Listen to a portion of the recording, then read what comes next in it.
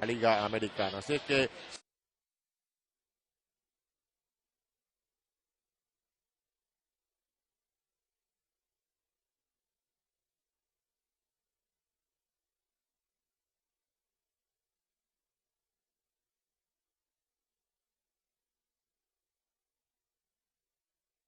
none better than Robinson Cano. When we come back, Bobby and I will break down Cano right here on Yes.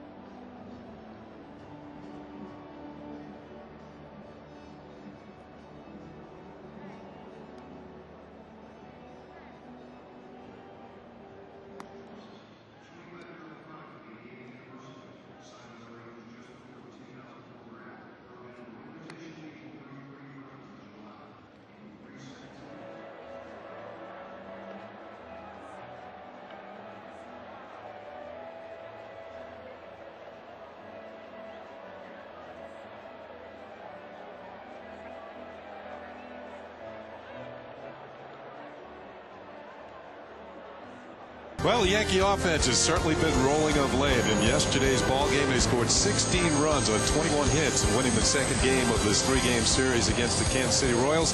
Today, they go for the sweep. Hi, everybody. I'm Ken Singleton, along with Bobby Mercer. John Flaherty will be joining us in just a moment. And Bobby, recently, Robinson Cano, the Yankee second baseman, has been as hot as anybody in the league. When you check the numbers out, I think they would verify the Yankees have a young star on their hands. I would say those are pretty impressive numbers. 11 for his last 20. His average is now in that streak, 550, 3 home runs, 9 RBIs, 8 runs. Now, Bobby, what do you think the Yankees have actually Robinson Cano? Because this guy be an all-star year in and year out. Oh, I think so. I mean, from the very moment we saw him, I think you and I were doing the game when they made the call-up with Cano and Wong in the early April. When we saw him, we saw the tools that the minor leagues were seeing of him, and the reason that he came to the big leagues very quickly. I think he's going to win a batting title one day. I mean, once he learns that strike zone, I think Robinson Cano is going to be a 300 hitter the rest of his life. Well, it wouldn't surprise me, especially the way he's been swinging him at now, if he has a batting title in his future. We got the lineups. First pitch coming up next on Yes.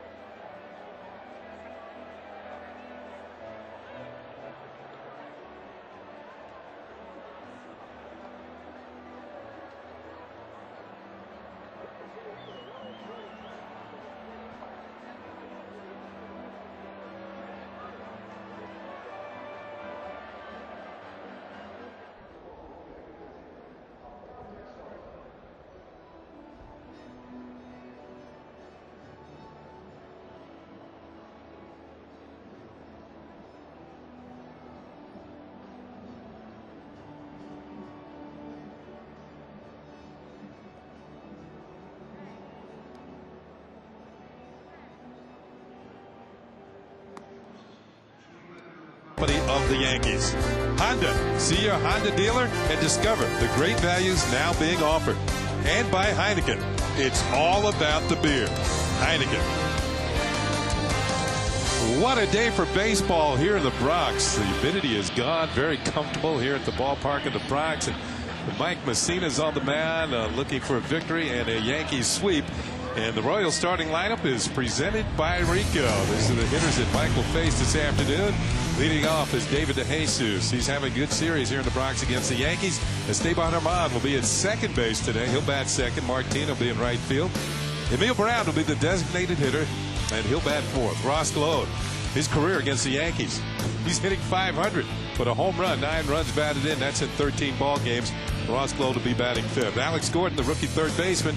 Then John Buck, the catcher. Joey Gathright will be in left field, and Tony Pena Jr. will be at shortstop. He'll be batting ninth. That Royals lineup is going to go to work against Mike Mussina this season, making his 19th start, and he's looking to get to .500. 6-7, ERA 4.75. He's won his last 2 decisions, so he's on a good run right now. Take a look at our Land Rover pitcher scouting report, and Moose is looking to get hot. Said he's won his last 2. He has not gotten hot all year. Yankees are hoping the last 2 months he kind of finds it, finishes up strong, and change the pace. We're going to look for some more changeups from Mike Mussina. Such a good pitch for him last year. He's kind of gotten away from it this year. And stay away from Ross. Ross Gload, you mentioned the good numbers, Kenny, against the Yankees. He's also 4 for 7 against Mike Mussina with 3 doubles. Well, Mussina will be facing David DeJesus. I mentioned DeJesus has been swinging the bat well. He's got a 13-game hitting streak as he steps in. And he's done a good job in the leadoff spot for the Royals this year. And we await the first pitch of the ball game. Here it comes. And it is swung on and lifted in the air to right center field. Abreu and Cabrera will converge, but it's going to be the right fielder, Bobby Abreu, who makes the catch for out number 1. Let's take a look at the rest of the Yankee defense. Matsui Cabrera, you saw Abreu make that first out. Phillips, Cano, Jeter, Bettamy, Wilson Bettamy getting the start. His first start at third base this afternoon. Alex Rodriguez will be the designated hitter, so he'll get a little rest in that dugout in between at bats. And of course, Jorge Posada behind home plate. There is Wilson Bettamy to third. Alex Rodriguez will be the designated hitter this afternoon for the Yankees, as Joe Torre didn't want to give him a complete day off. But here's Esteban Herman, who's playing at second base this afternoon. The veteran Mark Grudzielanek getting the afternoon off, and that pitch is in there for a call strike. Herman can play just about anywhere. Second, a little bit of shortstop, third, and the outfield. And the 0-1 pitch, high and away, and it's a ball and a strike. IO Digital Cable is the exclusive official HD sponsor for Yankees telecast on Yes. 1-1 to count on Herman. Lays down a bunt. Mussina bounds off the bat, is up with it, and throws him out. Well, there are 2 down here in the first inning. Wrong guy to try to bunt on. Mike Mussina. Many Gold Gloves. As a pitcher, he's got 6 of them, as a matter of fact. If you're going to be bunting, you need to bunt for a perfect bunt.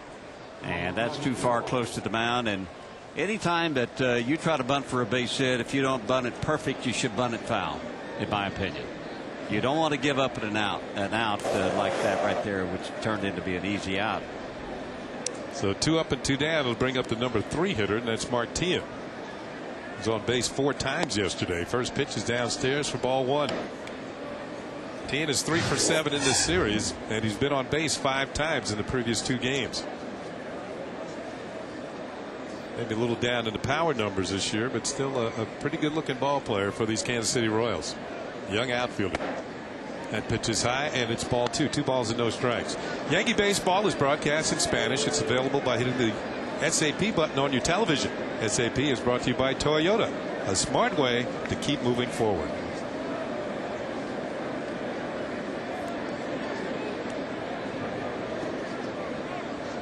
Two-0 pitch hits the corner nicely, and it's 2-1.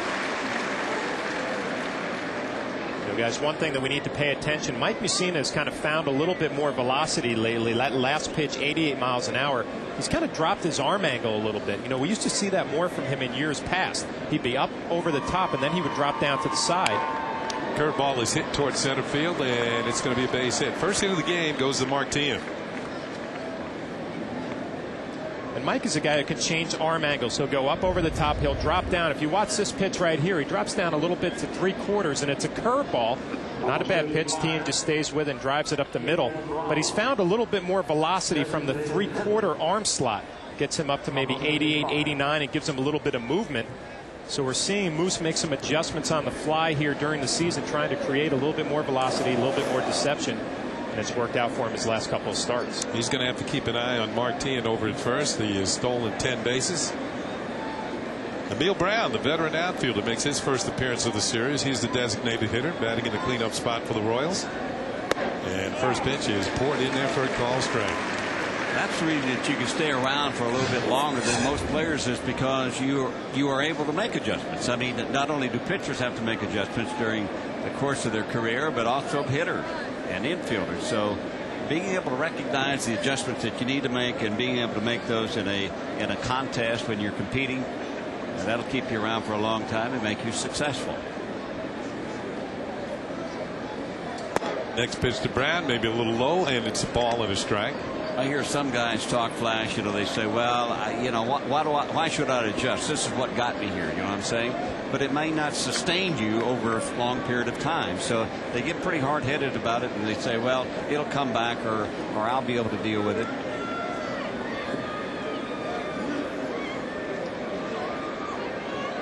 Next pitch to Brown, hit on the ground to Derek Jeter. Has it, flips to Cano for the force. And the Royals are retired here at the top of the first. They pick up a hit, but nothing else against Mike Mussina. It's the Royals nothing. The Yankees coming to bat here at Yankee Stadium.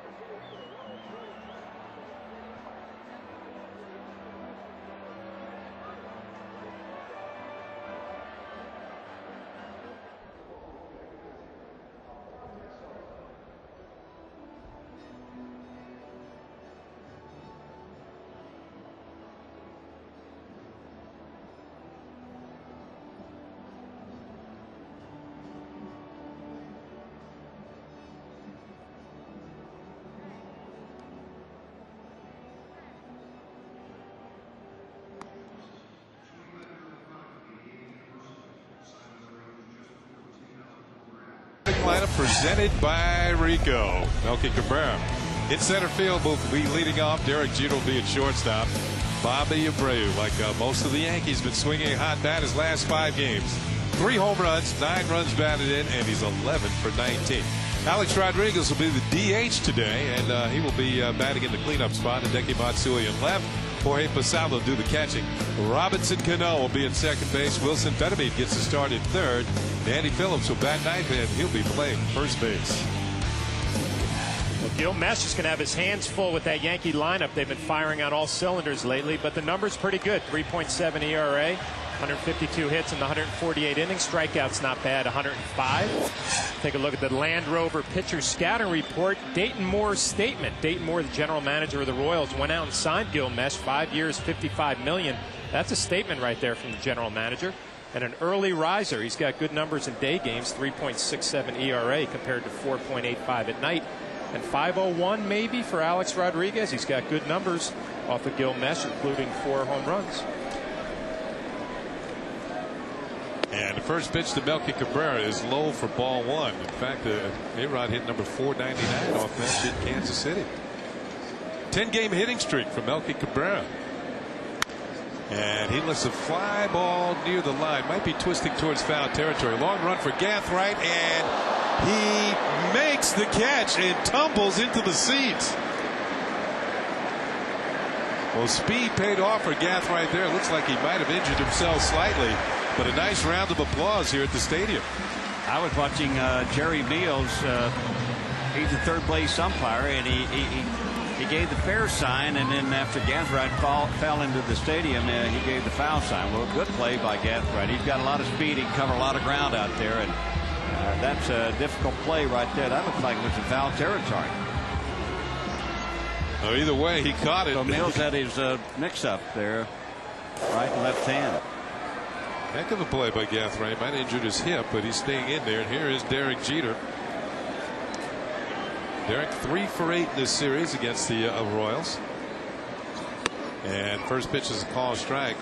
Derek today is playing in his 1789th Yankee game, which ties Hall of Famer Bill Dickey for 7th place on the all-time Yankee list in games played.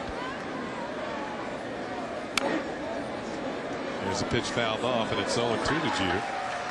Just the other day, he passed Don Mattingly on that list. Bye-bye, Donnie. Yeah. He's in the rearview mirror now, right, Bob? He's going to pass a lot of guys.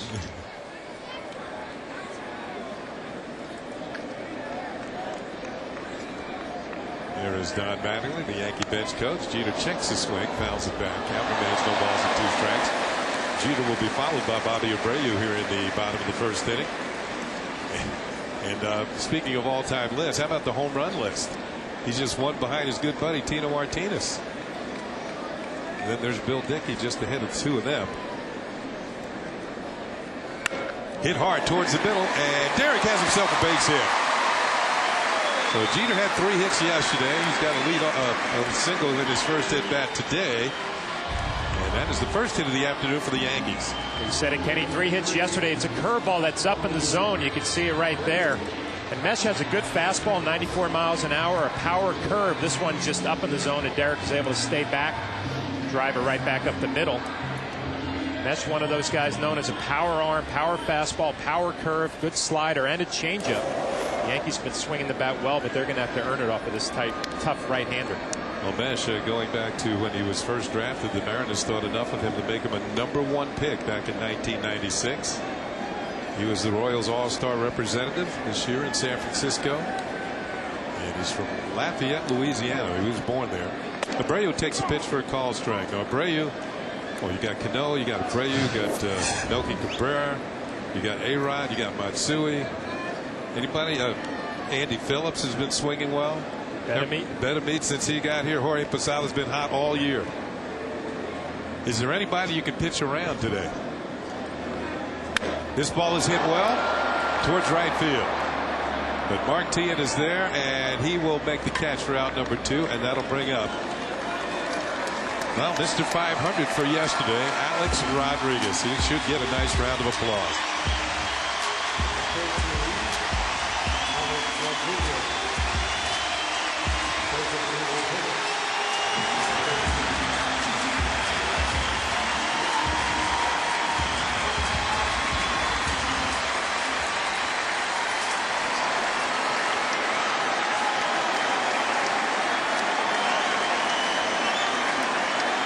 Well, a standing ovation for Alex Rodriguez. His first at bat this afternoon here at the stadium. It was yesterday on the first pitch that he saw. He hit number 500 into the lower deck in left field. And takes a curveball from Mesh in there for a call strike. Now, we mentioned that Scott Boras, his agent, was in town yesterday, and from what I understand, talking to some people, that Scott Boras didn't fly in here to talk about contract or anything like that. He just he took a red eye from Los Angeles into New York, got here because he had a feeling that A-Rod was going to hit his 500th home run. Well, outside of your family, I guess your agent knows you best. I guess so. He showed up and got the job done. Now, did he go right back to L.A. or is he still here? I think he's still here. He's probably talking to Brian Cashman. I don't know about that. Be a good day to start the conversation, right? As far as Boras is concerned. Now there is Joe Torre, and we mentioned yesterday that Joe Torre actually saw a 500th home run from a closer vantage point than being in the dugout. Years ago, he was on deck when Hank Aaron hit his 500th home run with the Braves. And that says a lot about Joe and the player that he was. I mean, he was backing up Hank Aaron in the lineup. He was Hank's protection. He was Hank's protection. Yeah. No balls and 2 strikes on A-Rod. Jeter's at first with 2 down. The Yankees coming off yesterday's 16-8 victory over the Royals and won the first 2 games of this series. Blown away, and it's ball 1. And this is Joe's reaction. I don't know if he had this reaction when Hank hit his, but that's the reaction yesterday. He said that's fair. And that home run gave the Yankees a 3-0 lead in the first inning. Joe said about that at bat, he said, you know, and back in those days, he said, I was stupid. He said, I didn't get any memorabilia. I didn't ask anybody to sign anything. I didn't get the scorecard. He said, I wished I had it, but I didn't. And of course, in those days, you know, we didn't think about memorabilia. Nobody thought about what it would turn out to be today. I'll tell you what, Alex was thinking of his teammates and probably the coaches as well, because after the game he signed bats and handed them out to everybody on the club. Every team. They had family day here at Yankee Stadium after the game, and that's when he did that. It's a great gesture on A-Rod's part, and the families had a big barbecue out into the Monument Park area, and everybody had a good time. So it was a good day all around for the Yankees and the Yankee family. 2 balls and 2 strikes now on A-Rod.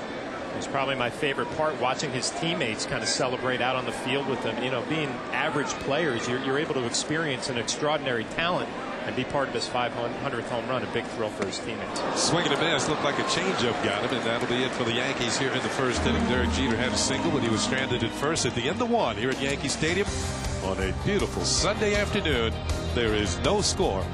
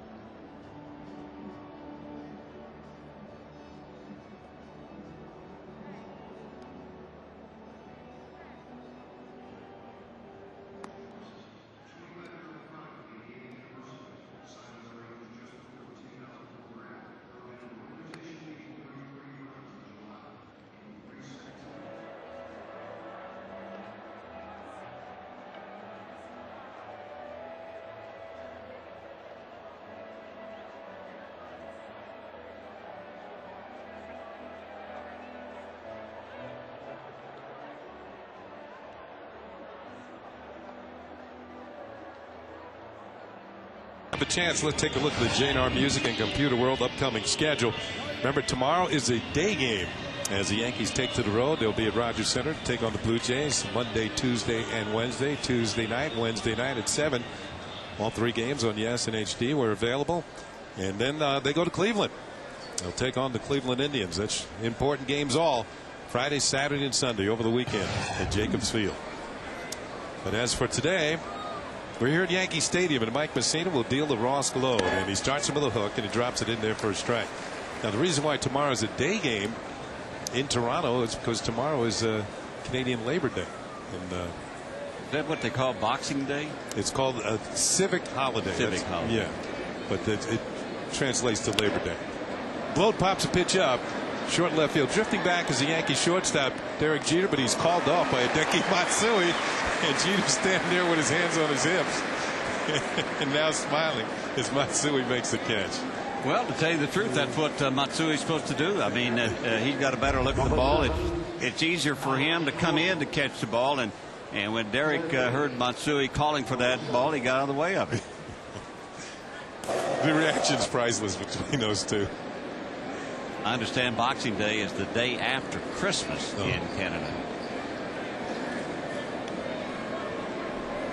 Here's Alex Gordon. The rookie third baseman takes a pitch for a call strike.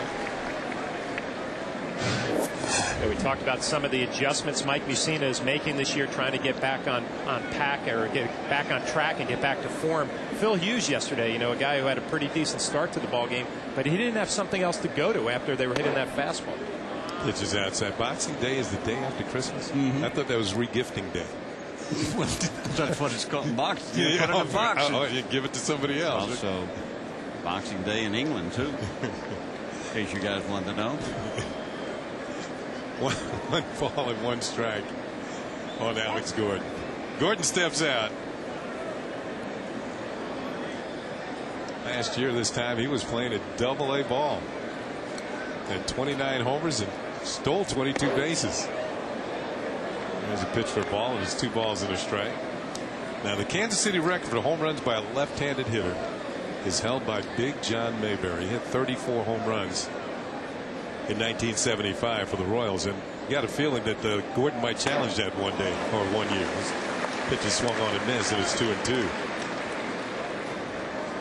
Well, you know, he's got the tools. He's strong enough, and he's got a short, quick swing, and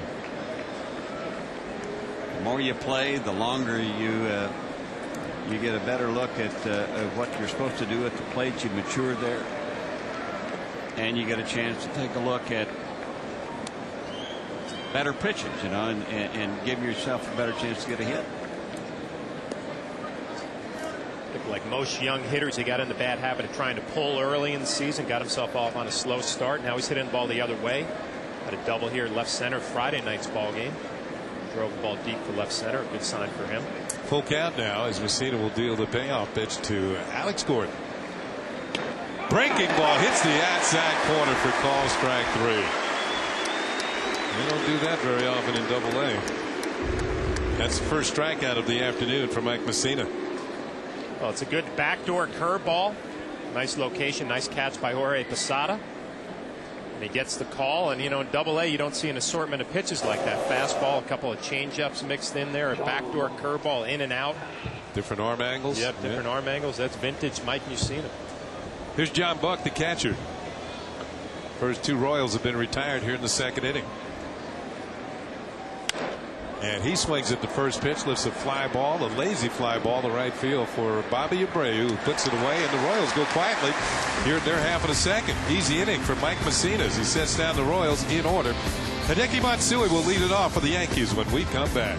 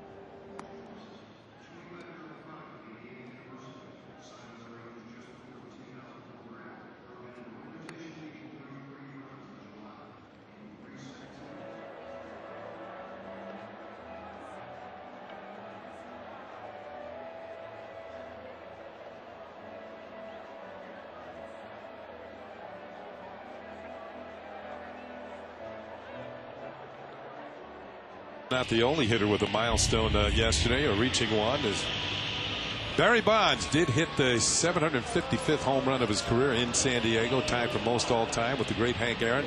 And of course, A-Rod with his 500th, the youngest ever to get to that mark. Barry Bonds and Alex Rodriguez through 1,855 games, and you can see where they stand at that point. A-Rod has a 105 home run lead on him in that amount of games, and more runs batted in. Barry Bonds has drawn more walks, and I have a feeling before it's all over, let's see, he's got 500 home runs now. So the next 10 years, if he plays 10 years and averages 30 home runs a year, that's 800 homers. Here's Hideki Matsui, takes a pitch in there for a strike from Gil Mesh. I hope I'm here to see it. Yeah, that'd be wonderful. Of course, there might be another milestone tonight, as Tom Glavine will be pitching for the Mets against the Chicago Cubs. Matsui hits a ground ball to first as Ross Glode will come up, flip the mesh, and Matsui is retired. So Tom Glavine with a chance for victory number 300 in his illustrious career. as he'll be dealing for the Mets tonight at Wrigley Field. And two-time Cy Young Award winner for the Tommy gun, and a 10-time All-Star, and he was a world champ with the 1995 Atlanta Braves. A 5-time 20-game winner, and right now he stands at 299. 23rd on the all-time wins list.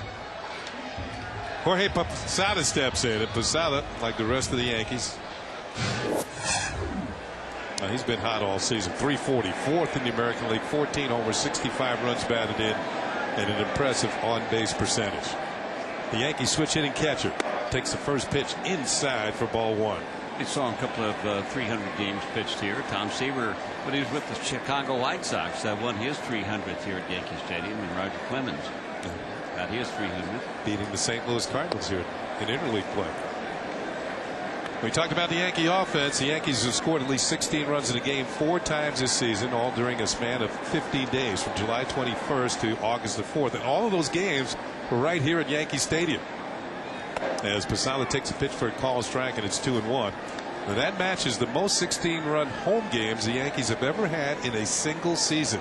And the only other year they did that was in 1931, when they had Lou Gehrig and Babe Ruth. Posada swings, it's a fly ball to center field and deep. DeJesus going back at the warning track, reaches up and makes the catch. But he can go get him in center field. There's 2 down.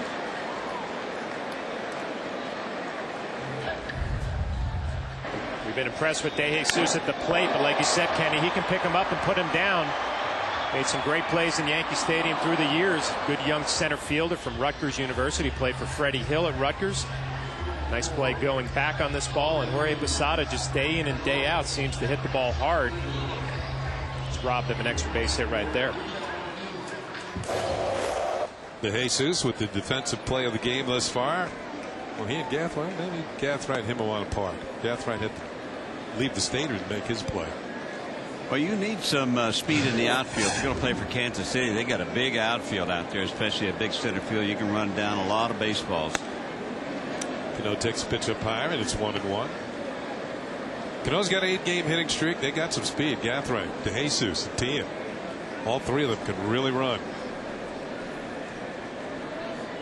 2-0 pitch, and that's just inside to Cano, and it's 3-0. A 2-0 changeup. He's getting some respect. And you notice that Cano, since he's been in his streak, he's been a little bit more selective too on his pitches and what he wants to swing at. Taking all the way. He's worked that count in his favor most of the time. Early on in the like Joe Torre was talking about, like April, May, when he was struggling, he said he was swinging anything they wanted to throw up there, including the rosin bag. He'd swing at it. Well, right now he's 40 for his last 83, which is pretty darn good, and he'll take the base on balls here.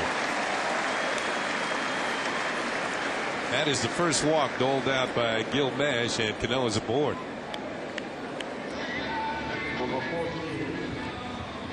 And that'll bring up the third baseman today, Wilson Betemit. Betemit, his season with the Dodgers and the Yankees, got 11 home runs, 32 runs batted in. He is playing in his 4th game for the Yankees, and he's 4 for his first 6. With a home run and 6 runs batted in. And Mesh deals a call strike to the switch hitting third baseman. Betemit can also play short. He can play second. Yesterday the Yankees started him at first base. First time he's ever played there. He had one play where he looked a little unsure. Yeah, man, I talked to some of the coaches on what they thought about first base, and really the only play you said, Kenny, was a ball Alex threw a little wide. Curveball down in the zone right there that Betemit maybe should have come off the bag, caught the ball, and then applied the tag, but really wasn't tested a whole lot over there. But when you get 3 hits and playing first base, a pretty good day, pretty good debut. So Don Mattingly has worked with Betemit. Awfully impressive so far in his young Yankee career. I mean, left-handed, it seems like he just does it so easy. The ball jumps off his bat. Had a base hit right-handed yesterday, a couple RBIs. Off-speed pitch, and it drops in for a strike.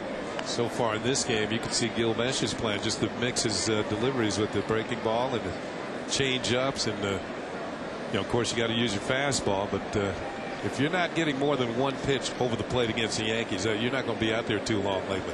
He throws a circle change, and that circle change kind of goes away from the left-handed bat. So that's a good pitch for him to get left-handers out, is to throw that circle change and get them to pull off on it. He does everything you look for from a #1 starter. He works quick. He has a variety of pitches. He throws hard. He's got quality stuff. But I like his pace out there. He works quick. Ball is hit hard by Betemit, and it's going to be a single as Gathright will get it back, and that'll move Cano to second. And the Yankees trying to get a 2-out rally going. A walk and now a single. Have 2 men on base for Andy Phillips. Well, Wilson Betemit, he seems to be right at home here at Yankee Stadium. I don't know how to get him out. What is that, 5 for 7 now? Yeah. Since he's donned the Yankee uniform. And that's pretty good hitting there. He takes that inside out. He takes that inside pitch and just kind of inside outs it into left field. I think Brian Cashman, Joe Torre were saying that they've had their eye on Betemit not only this year but also last year too. They were thinking about making the trade with the Dodgers, and I think they originally tried to get him from the Braves when he was with Atlanta, but they couldn't pry him away, at least not for the price that John Schuerholz, the general manager of Atlanta, wanted. And, the price this year was Scott Proctor going to the Dodgers in exchange for Wilson Betemit. #9 hitter is Andy Phillips. You know you got a good lineup when your #9 hitter's hitting .307. The pitch is outside for ball 1. 2 home runs, 19 runs batted in for Andy Phillips.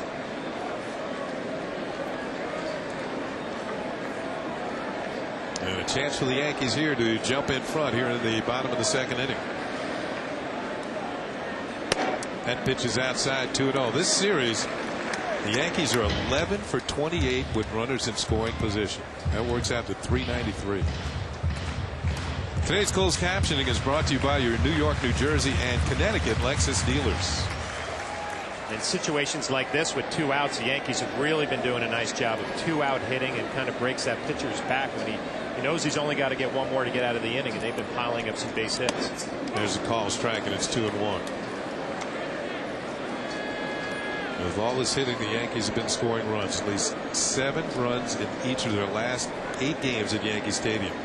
That goes back to the last homestand. That creates headaches for the opposing managers. How are we going to slow down the juggernaut? There always seems to be men on base. Change up misses, and it's 3 balls and a strike on Andy Phillips.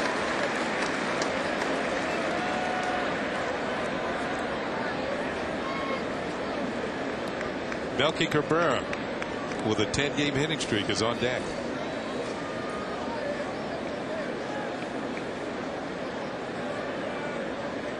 Runners lead from 1st and 2nd.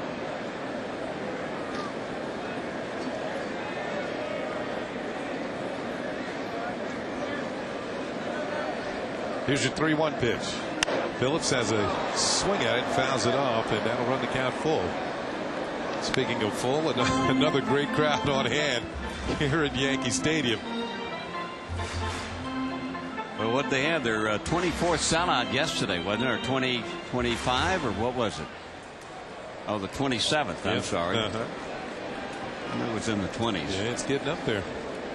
Today looks like they got a good bet at number 28.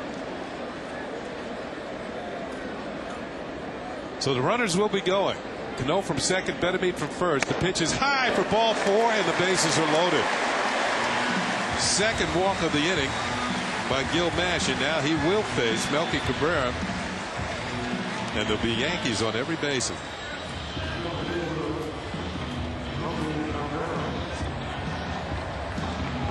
Melky flied out to left field. He's 0 for 1. There's Cano at third. Betemit's at second, and Phillips at first. Well, Kenny, we're rattling off those unbelievable numbers, and that's got to make the pitcher skittish. I mean, he knows that the Yankee offense is hot. They're trying to make perfect pitches, and even though it's a 3-2 count to load the bases, they don't want to just lay one in there. He starts him with a breaking ball and misses for ball 1. If you're Gil Mesh, I mean, you had 2 outs pitching to Robinson Cano, and you know what? If you're going to be able to pitch carefully, is Looks like there's going to be a little conference on the mound here. Bob McClure going out to check on his pitcher. But you have a situation with 2 outs. You can pitch carefully to Robinson Cano, no big deal. And then all of a sudden, Bedamik gets a base hit. Andy Phillips has a quality at bat, works a walk, and now you find yourself with the bases loaded and top of the order coming up with 2 outs.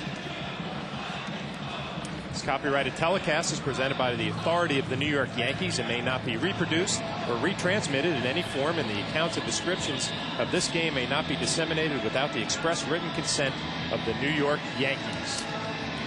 Well, the conference is done as Bob McClure will head back to the dugout. John Buck, the catcher, back behind home plate, but still trouble for Gil Mesh. He's got a 1-0 count on Melky Cabrera. Bases loaded, 2 outs. Melky is 4 for 11 in this series. He's been hot, 16 for his last 43. Mesh deals, and there's a call strike, 1-1. Cabrera this year with the bases loaded, 3 for 12 with a double. And he's also walked a couple of times.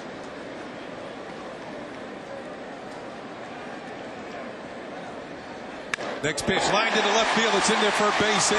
Cano will score. They're going to hold Bedamik at third. So the Yankees are up 1-0 on the bases loaded single by Melky Cabrera.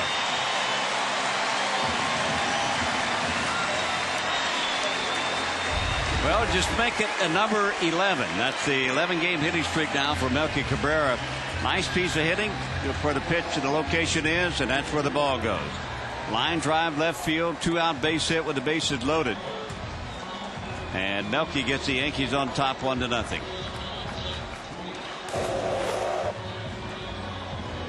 So Melky in a leadoff spot today, drives in a run, and it'll bring up Derek Jeter, who's already 1 for 1. He had a base hit his first time. We're talking about all of those Yankee offensive numbers of late, and they would make any opponent cringe. The last home games, the Yankees as a team have hit over 400.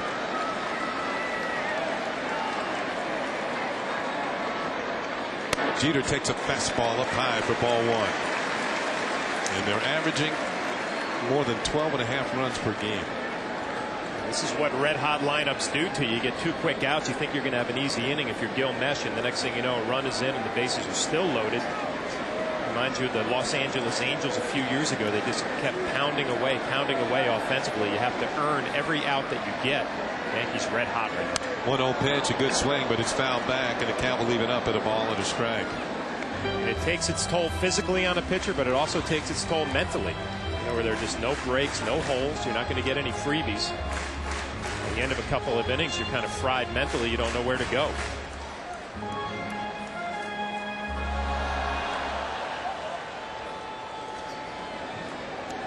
Manager's looking on, and Mesh, the man with the ball.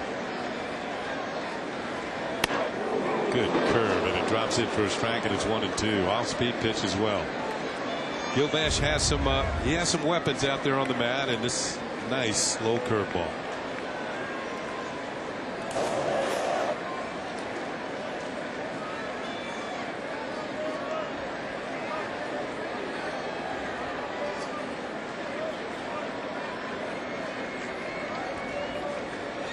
That's high.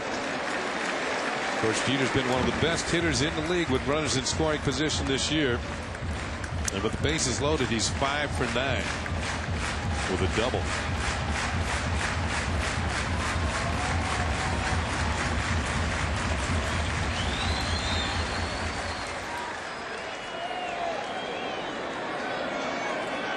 Gil Mesh, a couple of deep breaths on the mound.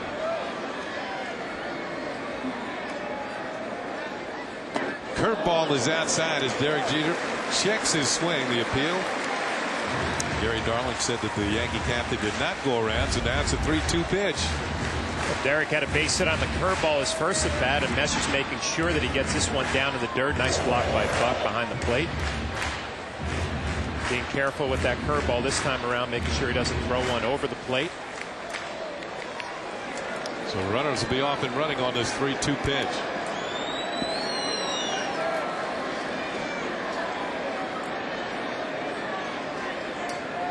Mesh taking his time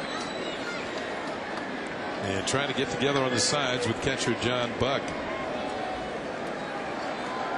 Everybody's ready.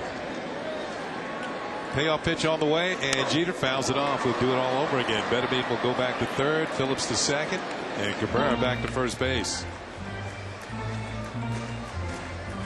Like fastball up and in.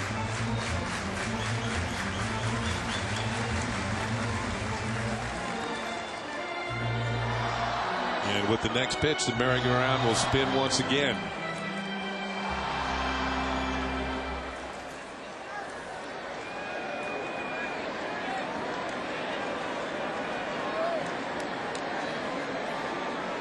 Here it comes, and it's high for ball 4, and that's the second run of the inning. Derek Jeter accepts a 2-out, bases loaded walk, and the Yankees have rallied with 2 outs, has scored 2 runs, and have taken a quick 2-0 lead on these Kansas City Royals.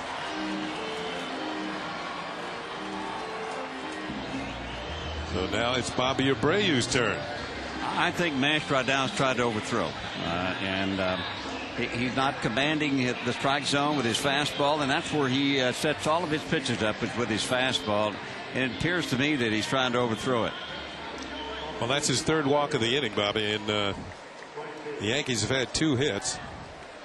Betemit had 1, and of course Cabrera with the bases loaded. But now another hot hitter to the plate in Bobby Abreu. And he's up here with the bases loaded, 2 outs. Change-up is in there for a called strike. Mesh lost to the Yankees on July 25th in Kansas City. Although he worked deep into that ball game, he went 7 1/3 innings. So far, he has thrown 46 in this one. Gave up 9 hits and 5 runs, and he lost to Mike Mussina. The Yankees won that game 7-1.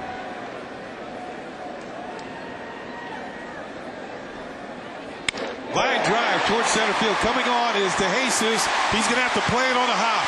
2 runs will score as Phillips Cabrera score, and Jeter goes to third, and it's 4-0 Yankees.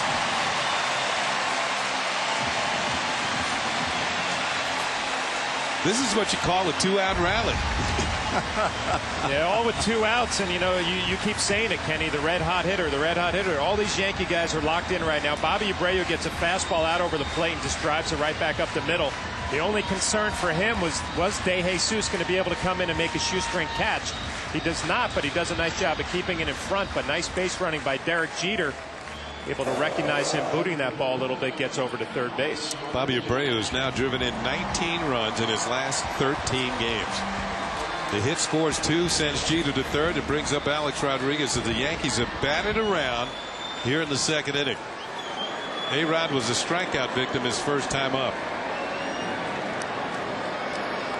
Hitting an even 300 on the season.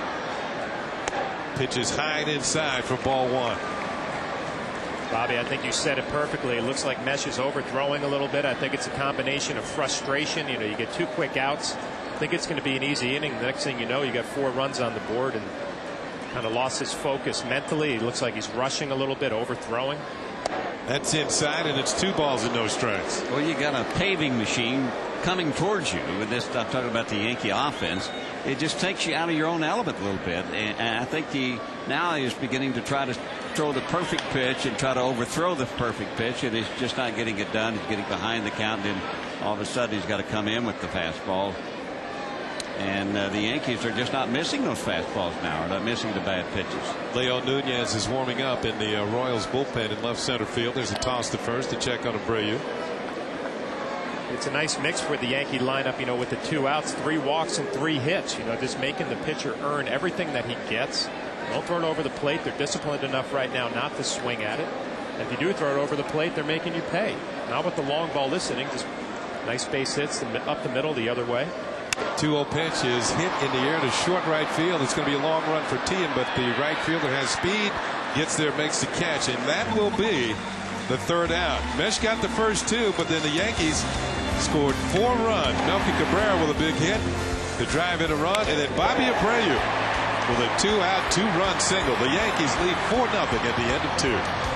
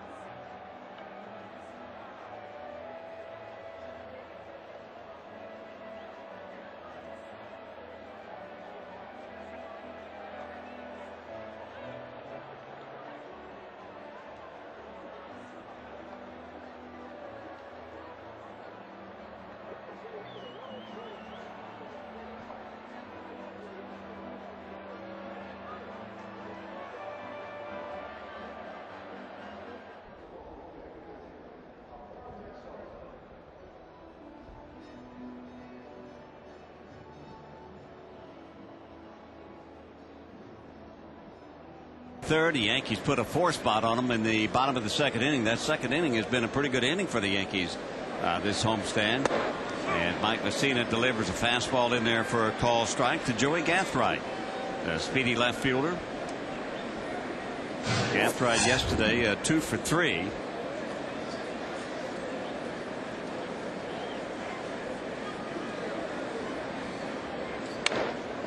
A little chopper pass, Bettamy. Jeter with the long throw. It won't be in time. Gathright with that outstanding speed beats out an infield hit for the second hit for the Royals. Nobody out here in the third. Yeah, Gathright came in hitting .321, and it appears this time, Bobby, we've seen him bounce back and forth between the big leagues and the minors, both with Tampa Bay and with Kansas City, but he was hitting .340 at AAA, and now hitting over .300 at big leagues. It looks like he wants to stay and be an everyday player if Reggie Sanders does indeed retire. That'll bring up Tony Pena, who had a miserable day yesterday. He struck out 4 times. He was 0 for 5. Every day's a new day in baseball. You can always turn it around. I can see he's using a different bat than he used yesterday. Now I noticed that I saw today before the game you were talking to Tony Pena Sr. Were you asking him about that? Well, he had a discussion with his son. They were out here early, standing behind the batting cage, and they were talking. And Tony said he asked his son, after striking out 3 times yesterday, did you think about bunting the last time? And his son said no, and he went up there and struck out again. But he told him that one thing he should do, even when he's not hitting. Defense is something else, especially when you're playing position as important as shortstop. And he said when you're playing the Yankees and the way they're swinging the bat now, they're going to have long innings like they just had in the second. And so he said you got to keep your concentration levels up when you're in the field, because somebody's might hit you a rocket and you're going to have to be forced to make a play with men on base. So he said even when you're not hitting and the opposition is having these long innings, keep your concentration levels up. And that was good advice from his dad. 0-2 count to Pena, and Messina trying to keep Gathright as close as he can with that great speed at first base. I thought that was pretty good advice. I think that was terrific advice. Oh, it's excellent advice. More importantly, the shortstop, the premium is on the defense out on the field. Also a catcher behind the plate. If you can bring that every day, you're going to be valuable to your ball club. The only other thing I would have told him, I would have told him you should have bunted. Yeah. Because the Yankees were giving a bunt base hit. I mean, they were way out in front. The Royals needed base runners. It didn't make any difference whether you hit a home run or not. So when a ball club is giving you a hit and you are an excellent bunter, I think you should take the opportunity. 1-2 count now to Pena. Nobody out here in the third. Yankees in front 4-0 already in this game. One reason why I think he's going to be a very good ball player, we've seen his actions in the field. We talked about that before, but he's also hitting .344 at home. Now I'm not saying he's going to continue to hit .344 at home, but I think he'll hit better on the road to kind of even that out. Could be out of play off to the right side and into the stands for a souvenir. Yeah, I agree with you, but these are all the things that if you're 0 for 3 for crying out loud, and somebody's giving you I used to pride myself, even though I was, I think, considered as a power hitter. I used to pride myself of being able to bunt, and I learned how to bunt from Matty Alou. As a matter of fact, when Matty Alou was with our ball club here with the Yankees, he taught me a very valuable lesson about bunting, and it was an easy way to bunt, and I always prided myself on being able to do that. He was one of the best. He was one of the best. In fact, didn't he have a bunt against the Yankees in the '62 World Series as a pinch hitter leading off the last inning, got on base? I don't know. I wasn't born then. Well, Willie Mays hit a double, and that's when McCovey lined out to Bobby Richardson to end the World Series. It was Matty Alou who started that off with a bunt single. And I also believe that year he started the winning rally in the playoffs against the Dodgers with a pinch hit bunt single. He was one of the best, and I didn't know it until he actually came to the Yankees and showed me a couple of things. That'll be foul back and out of play up into the upper deck. But those are the little things, that I think that if you're worried about an average or something like this, is you were talking about his home games, Tony Pena, 344. That's what you were talking about on the road. 215. I think those will level off, though. He'll improve on the road, and he might drop down some at home. What bunting does is it also puts in the infielders' minds that you may do that any time. Off the fist and a little looper out toward Jeter, and that'll be one out here to third.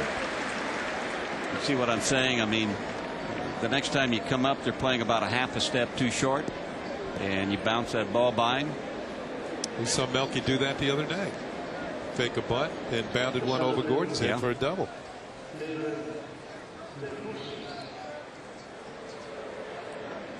David DeJesus now will step in. He's got a 13-game hitting streak on the line. DeJesus 0 for 1, flying out to right field. Second time through the lineup.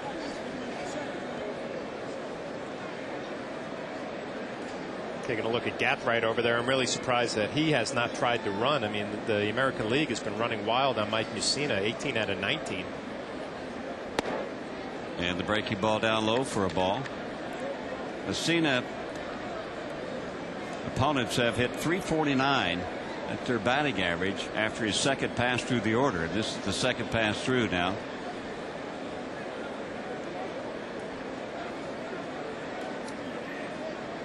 .269 through the first pass. So what do you make of that, Flash? I think they probably have a better idea of how he's going to try and pitch them on that particular day. We've talked in the past how Mike Mussina can go in the bullpen and kind of figure out if he's going to be a power pitcher one day, an off-speed pitcher the next. And I think a lot of lineups pay attention that first time through, and then they do their homework, and the next time through the lineup they're better prepared.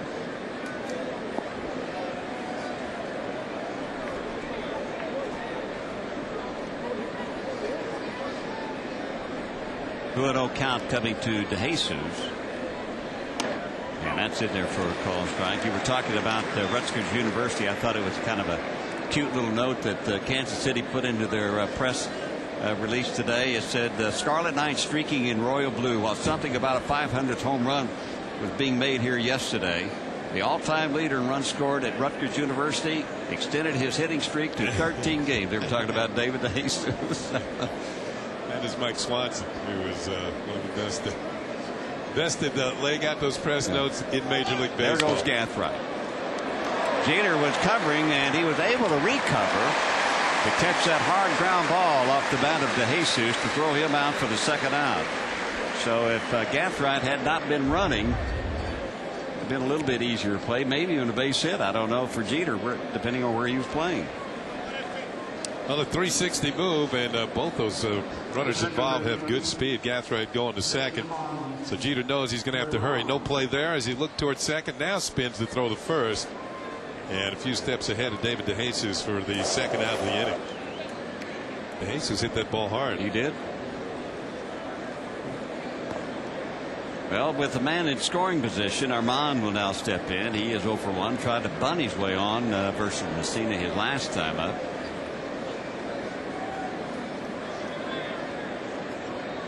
Talking about somebody else that's doing a better job at home than on the road. Armand is a .347 hitter at Kauffman Stadium.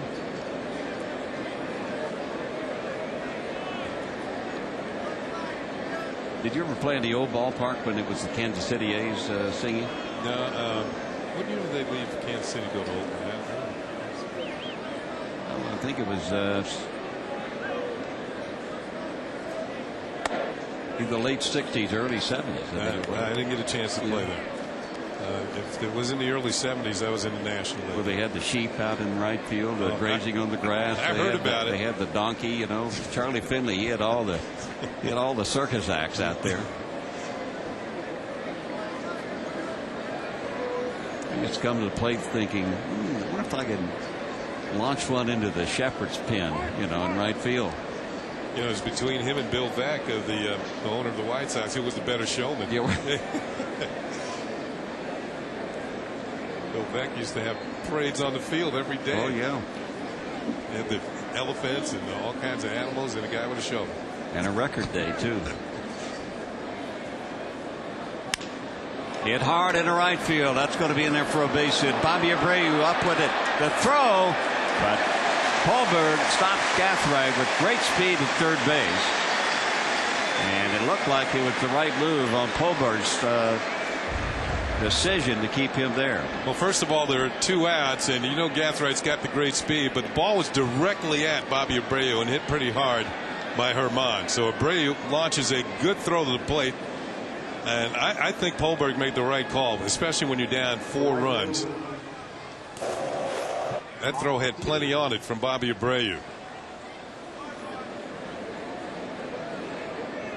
Brian Polberg, the third base coach for Buddy Bell.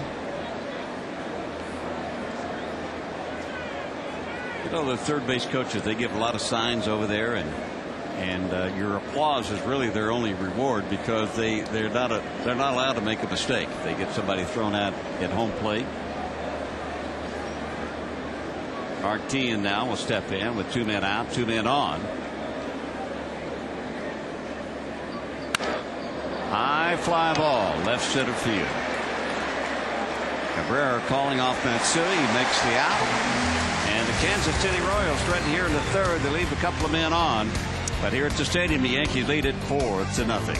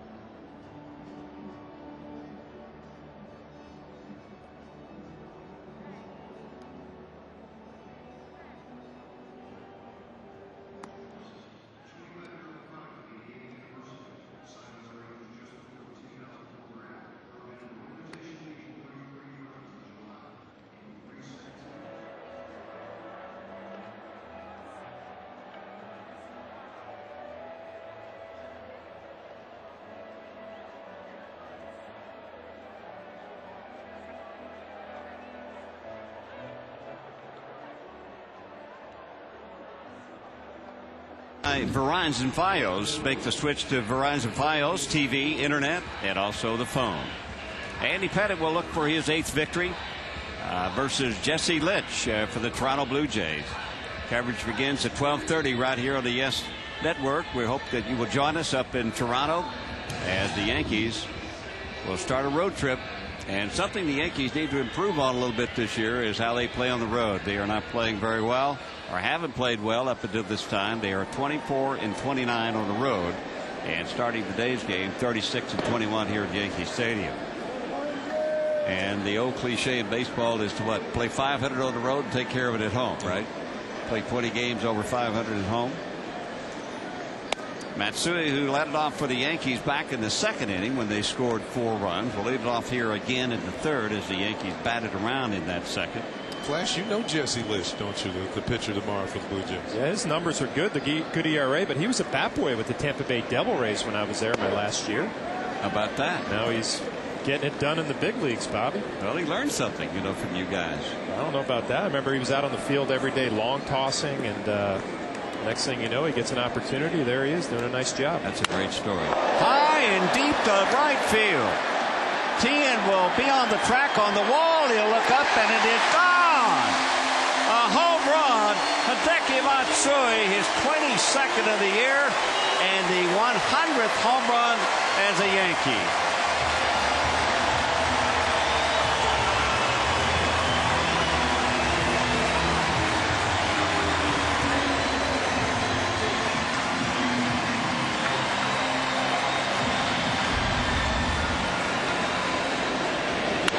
Second inning, the Yankees did it with a couple of walks and a couple of base hits. Here, Hideki Matsui gets a fastball down in the zone. And he doesn't drive it deep, but he drives it deep enough out here for his 100th home run as a New York Yankee. See TM back to the wall, think he has a play, couldn't make it.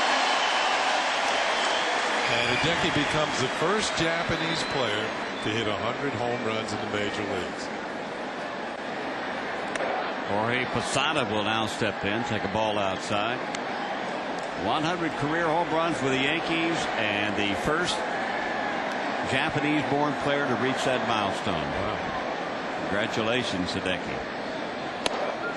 Now, while he was in Japan, he hit 332 home runs for the Giants over there.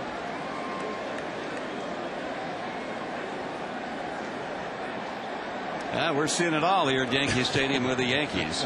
Here the last few days, 500 home runs for Alex Rodriguez yesterday, youngest player ever to reach 500 at 32 years of age. Jorge Posada hitting .339, 14 home runs, 65 runs batted in.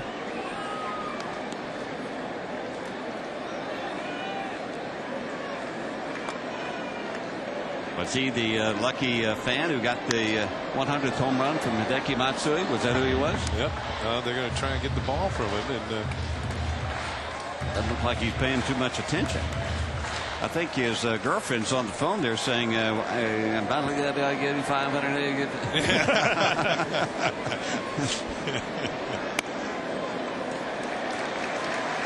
Did Alex get his ball yesterday, the 500? I don't know. I don't think he did. I do know that they sequestered the guy that got the baseball, and I think the fans out there were all thinking that it was their ball too, so the security got out there in a hurry and rushed him to a secure place. I think he got to meet several of the Yankees, but from what I understand, they couldn't reach a deal. So, is that right? So he's got the ball. Take a look at the lucky guy that gets Matsui's 100th home run.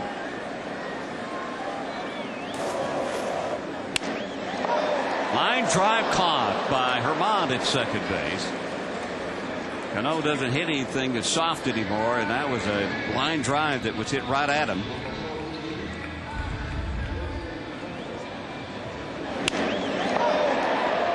Just couldn't get it beyond Esteban Herman at second base. You're right. He doesn't make any soft outs of late. And neither has this guy here, Wilson Bettamy, since he has joined the Yankees. He is 5 for his last 7, 5 for his only 7 here in the Yankee uniform. And he pops that one foul off to the left side. I don't know, Kenny. It's a nice batting average.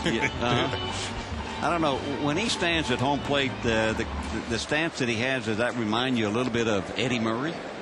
Yeah, let's see here.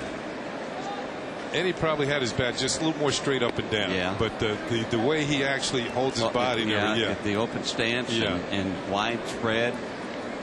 If the Yankees can get him to hit like Eddie Murray. Well, he is a switch hitter. Yeah.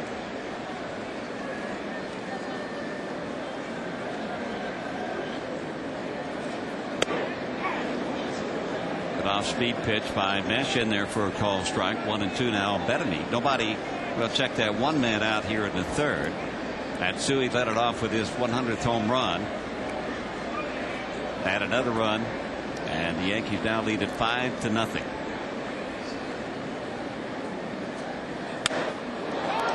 Get out into center field. The Jesus tracking it. He makes the catch, and Posada will return back to first base. 2 gone for the Yankees.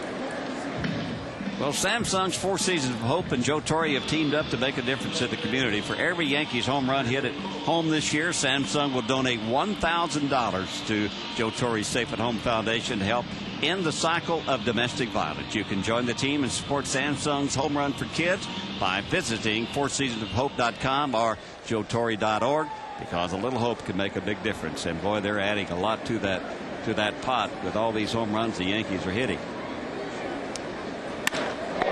Phillips lines one into center field, and right there is to Jesus, who had him played perfectly.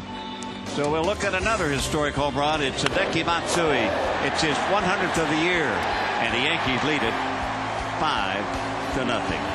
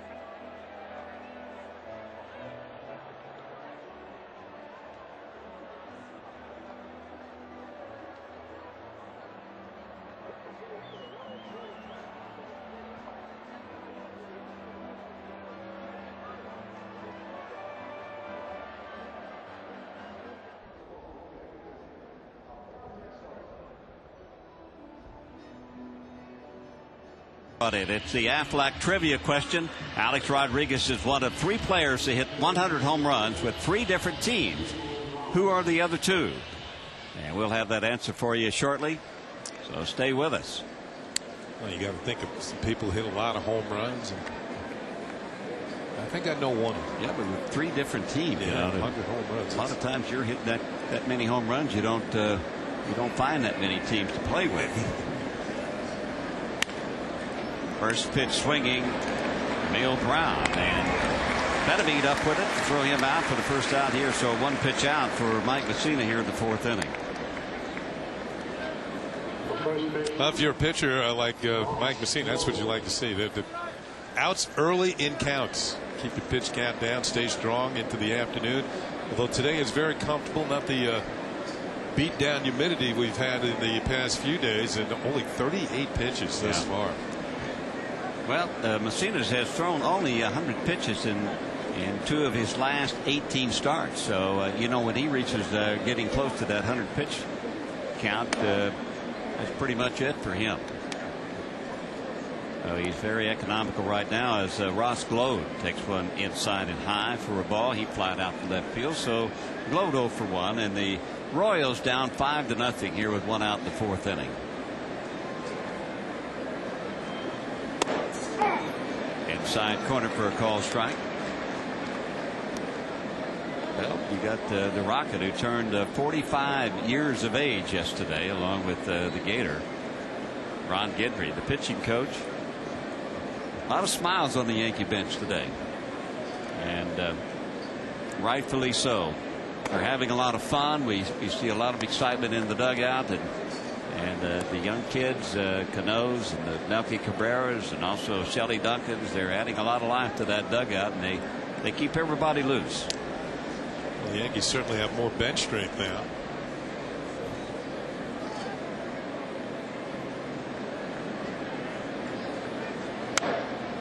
Foul back without a play. 2 balls, 2 strikes down to Glode. Yeah, Bobby, you mentioned that 100 pitch count for Mike Mussina. There's the Gator and Roger Clemens. A lot of wins there between those 2 guys. 521.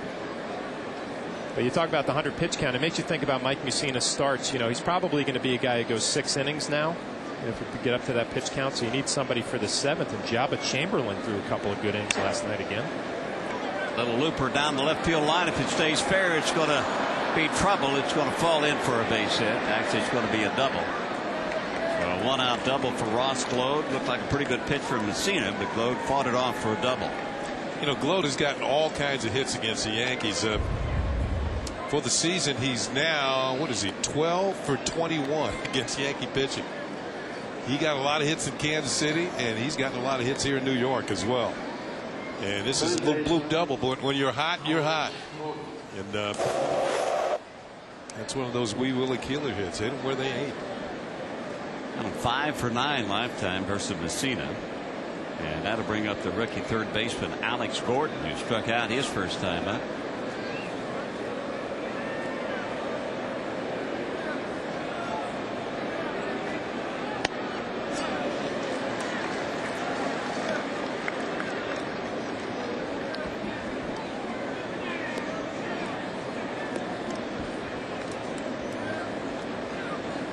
From a hitter that's a free swinger, and I don't consider Alex Gordon to be a big free swinger, but Mike Messina, with all the perfect pitches that he can throw to you, he can really work you over in a hurry. That'll be foul back without a play. Change-ups and the knuckle curveballs, and he makes you think up there. I mean, he makes you think a lot about the strike zone, and he teases you more than anything else. What he's done with Alex Gordon is the first at bat, everything was away, and there he sneaks a fastball in on his hands, like you said, Bobby, just to make him think about something different. But probably the best stuff I've seen from Mike Mussina in a long time. The fastball looks like it has a little more zip on it. Knuckle curveball has a good bite, and he's shown a decent changeup today.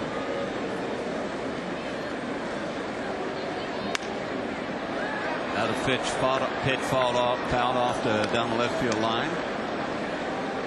So it's a no ball, 2 strike count down to Alex Gordon.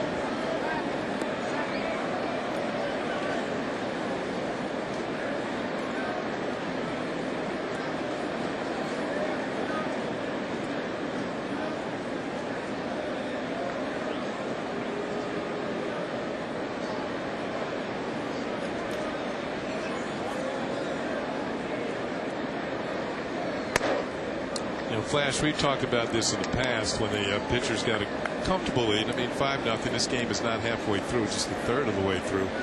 But Mike Messina, he's got a lead to work with. What does that mean on a catching sense? You know, when you're behind the plate calling pitches and you got this type of lead, are you trying to keep him on pace with the game plan and just go? Oh yeah, you don't want to get lulled to sleep where you just kind of get away from what you wanted to do and put a lot of fastballs down. Ooh. Well, home plate umpire Adam Dowdy flinched. Well, it bent his knees. I know that. Oh, he thought about coming up. I know.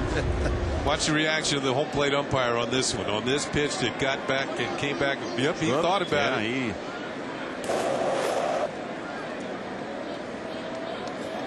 We talked about you just don't want to throw fastballs down. There is a good fastball located on the inside corner. You just don't want to get in the habit of, here, hit it as far as you can. You know, I'm going to throw it down the middle and let you kind of tee off.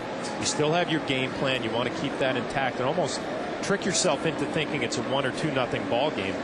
I know Mike Messina, not a guy who likes to pitch inside with his fastball. He took a shot right there for the strikeout. Looks like he made a pretty good pitch.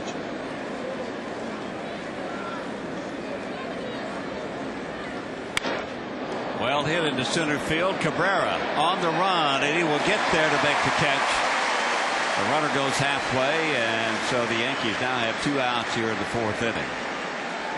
Cabrera gets about as good a jump as I've seen anybody in center field. Yeah, by that last pitch not being called the strike, this one is out over the plate where Gordon was probably looking to begin with, because he took that fastball inside, almost got struck out. Well, he hits this one well. And of course, left center field is a long way to go for left-handed hitters here at Yankee Stadium. And Melky Cabrera runs it down, as Bobby said, got a good jump and got it back in. There are 2 down.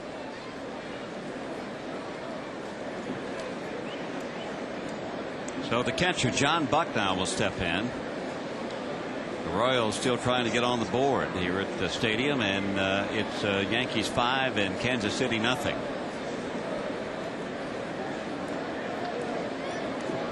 Well, you look at Buck right now, and he's not the kind of guy you would really want to run into at home plate if you had to have a collision there. I don't think in any sport you want to run into him anywhere. He is solid and he is strong. Oh, wow. Not hitting well with runners in scoring position. This might be the guy you want up in this situation, but he looks like he could go bear hunting barehanded. Probably happy he had yesterday off. The 21 hits and the 16 runs for the Yankees takes your toll on a catcher. Jason LaRue was in there yesterday, but you know, Buck with the 16 home runs, you make a mistake with a breaking ball, he can do some damage. Fought that one off to the right side and out of play. So Messina now once again in front of a hitter. No balls and 2 strikes. And this is just a pitcher and catcher who have done their homework. You know, Buck, a kind of a long swing. He slider speed bat guy, they would call him.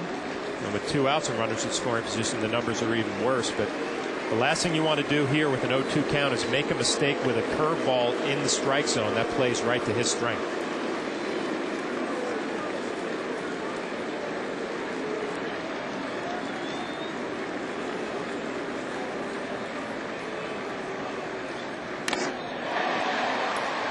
Stays alive on that pitch there. As we hear some Moose calls here at the stadium just then. I think it was the Moose call. And so it looks to be like another sellout crowd here at Yankee Stadium. They have not announced the attendance yet, but like every seat is full. No balls, 2 strikes to John Buck. Man down at second for the Royals.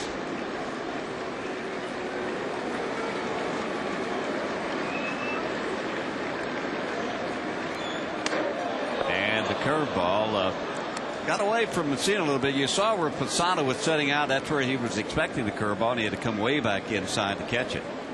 Yeah, when you go over the report, you don't want to throw a breaking ball for a strike. Mike Messina drops down a little bit, and you called it right, Bobby. You kind of got underneath and it just spun a little bit. Got away with the mistake right there.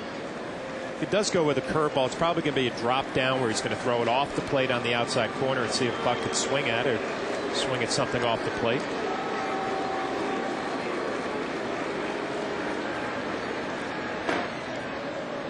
Outside and low for ball 2.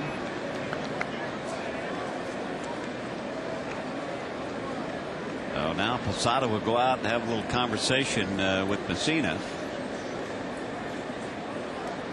Yeah, Messina, if he gets you down the count, 1 ball, no balls and 2 strikes, he just expands that strike zone. From that point on, he really doesn't give you a good pitch to hit until he gets to 3 and 2.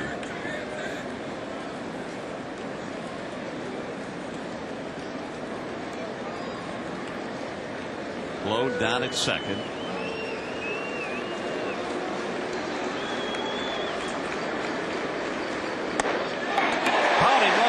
Inside, strike 3. He'd thrown so many pitches outside. I think he had Buck looking out there, and he snuck one in on the inside, and the Yankees and Mike Messina out of this inning, 5-0 New York.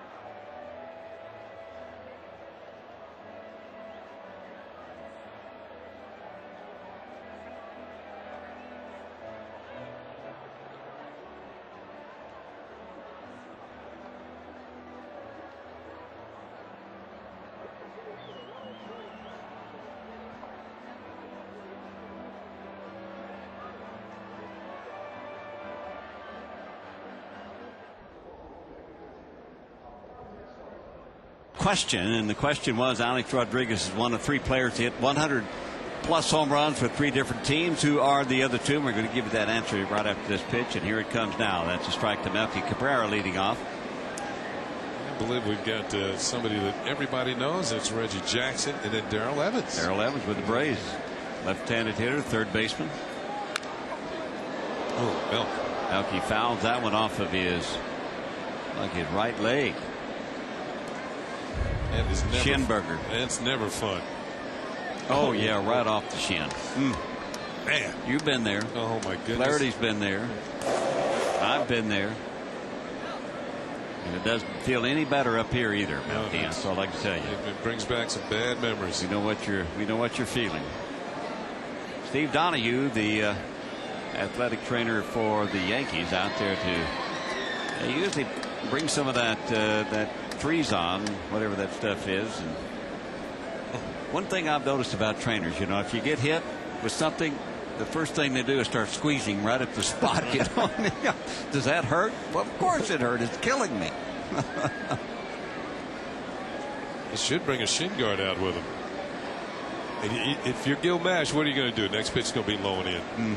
Of course, you go right back to the spot. If you're Kevin Long, you probably like this, though. Melky would be nice and quiet on his front foot. Some good hitting mechanics. You don't want to put too much pressure on that ankle, that shin.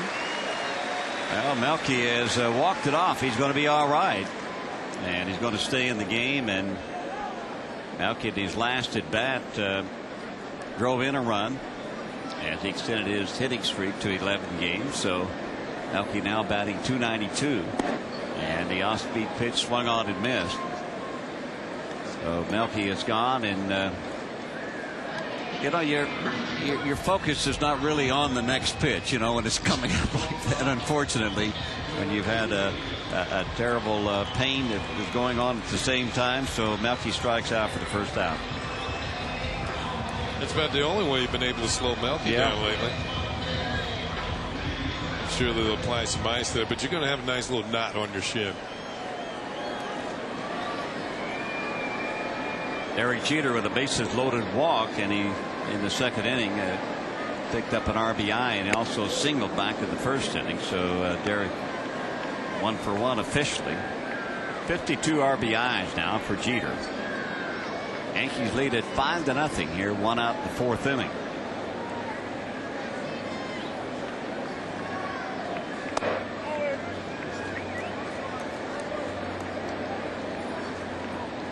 Yankees scored 4 runs at the bottom of the second inning after Mesh got the first 2 guys out in that second inning, and then the Yankees went to work on their offense.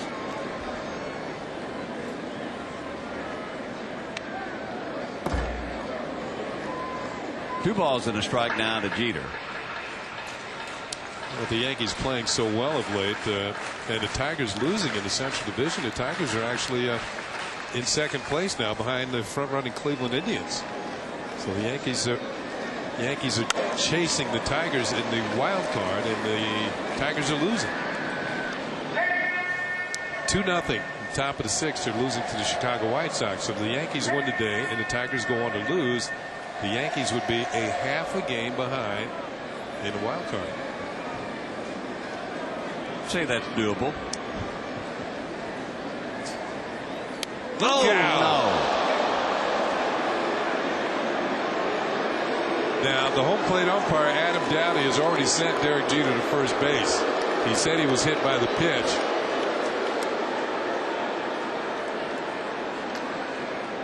I didn't know if it had hit, but you can just take a look at the player. You can tell whether it ever hit the bat or whether it caught him flush on the hand.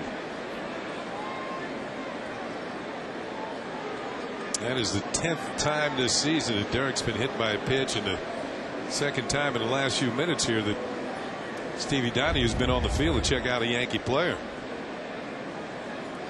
Ouch.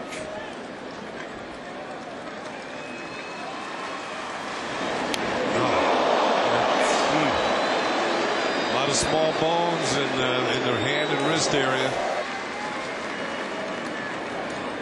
Tony Pena along with Steve Donahue, and the captain's going to stay in this game. And one more look at it. Ooh, that looked like it was off the wrist more than the hand.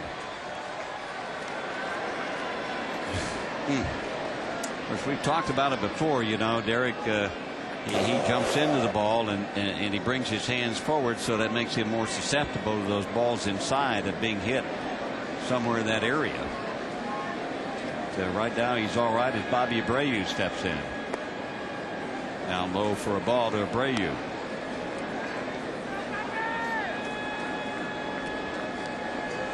Abreu doubled, knocked in a couple of runs back in the second, so he now has 70 runs batted in.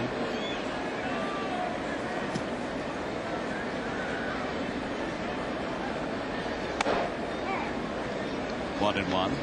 That's the last thing you want if you're the Yankees, as well as you've been playing, is have some injuries. Melky Cabrera fouls that ball off his shin. Derek Jeter looks not too happy about that pitch up and in.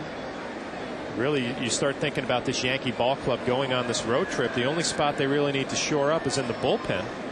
Chamberlain had 5 strikeouts in 2 innings last night at AAA. That'd be an addition you might see sooner than later. What did that last guy do, Grim? Broke it back ground out? Threw his body in front of it. And then I was talking to Brian Cashman today, the Yankee GM, about him, and he's been impressive. There's no doubt about it.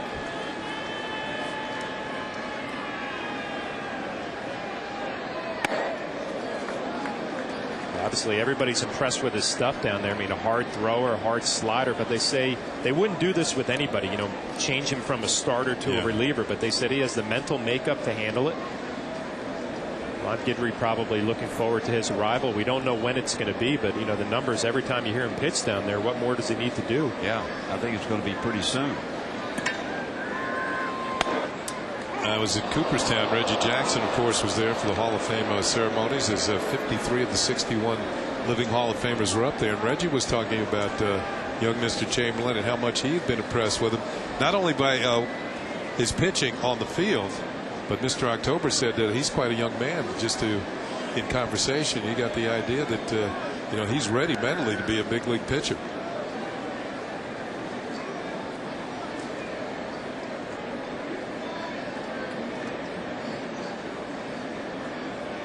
There goes Jeter, a 3-2 count, lined over. Herman's headed to right field for a base hit. Jeter will go to third, and with one out, the Yankees have runners at first and third, with Alex Rodriguez coming to the plate. Bobby Abreu continues his hot hitting. That's his second hit today. He's 2 for 3. And how many times, Singy and Flash, have we seen Bobby Abreu start to first base, think it's ball 4, and then the next pitch he either hits it out of the ballpark or lines a double or a single someplace. And now he's 11 for his last 19. It's a nice little streak going.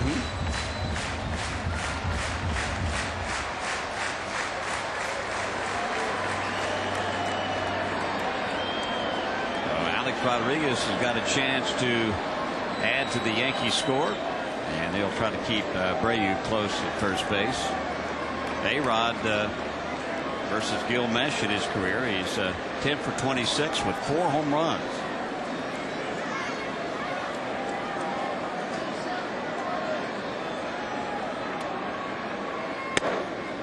Outside for ball 1. Everybody focusing on A-Rod's 500th home run yesterday, but he also scored 3 runs, raising his total this year to 101 to go along with his 36 homers and 108 RBIs. He fouled up to the right side. A-Rod became the first Yankee to accumulate at least 100 runs, 35 homers, and 100 RBIs through the team's first 110 games since 1961, when Mickey Mantle also reached those levels in the team's 110th game. Well, from this point on, every time A-Rod gets an RBI, there's the Mick alongside looked like Bobby Richardson. Every time he hits a home run, every time he gets an RBI, the names that he's going to be either tying or passing are going to be all Hall of Fame names. I was watching that summer on TV, and I'll tell you what, Madeline Maris and the whole Yankee club, they had some kind of season. Mickey hit 54, and Roger hit 61 that year. That's when he broke Babe Ruth's single season record right here at the stadium. And a lot of people thought Mickey would have made it, but he was injured towards about the last 10 days of the season. Tough year for Maris that year, from conversations that I've had along the lines, and tough year meaning that the Yankee fans were just so in love with Mickey, obviously, and they wanted him to be the one. If somebody was going to break Babe Ruth's record, they wanted Mickey to be the guy to do that. So they pulled mostly for Mickey. High and fairly deep left center field. De Jesus, though, is going to get there. But it's going to be a productive out as Jeter will tag up at third and come on to score. And the Yankees now will take a 6-0 lead. 109 RBIs now for Alex Rodriguez. Bobby, you mentioned the good numbers for Alex Rodriguez off of Gil Mesh, and I'm sure the reason for that is a lot of these curveballs and sliders that he throws out over the plate. Alex had a good swing at that one right there. Didn't center it perfectly, but well enough for a sacrifice fly. Sometimes the pitcher just kind of feeds right into your strengths. You see the breaking ball out over the plate. A pitch that Alex Rodriguez has done a lot of damage on in his career. He didn't get it good, but he got it well enough.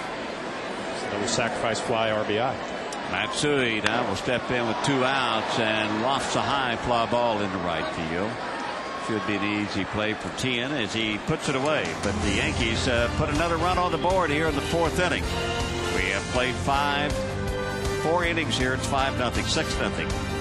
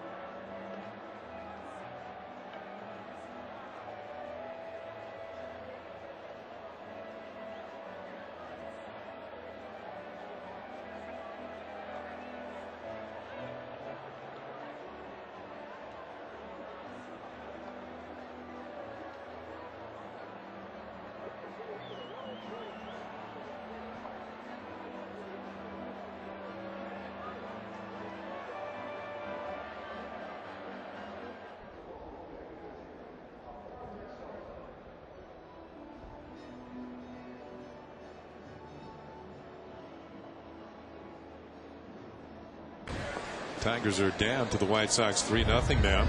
Joey Gathright will lead it off as we take a look at the wild card standings. Yankees a game and a half behind the Tigers and a game behind the Mariners in the wild card standings. Joey Gathright will lead it off, and the first pitch he tries to lay down a bunt and fouls it off for strike one. Mike Messina so far has allowed no runs on 4 hits. He's faced 16 batters. This will be the 17th in Gathright, and 14 of those batters have seen a first pitch strike. Well, you like to see that. I think Mike Barnett probably had something to do with that.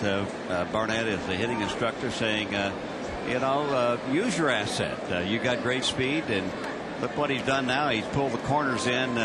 Betemeet way in on the grass at third, and also Andy Phillips at first.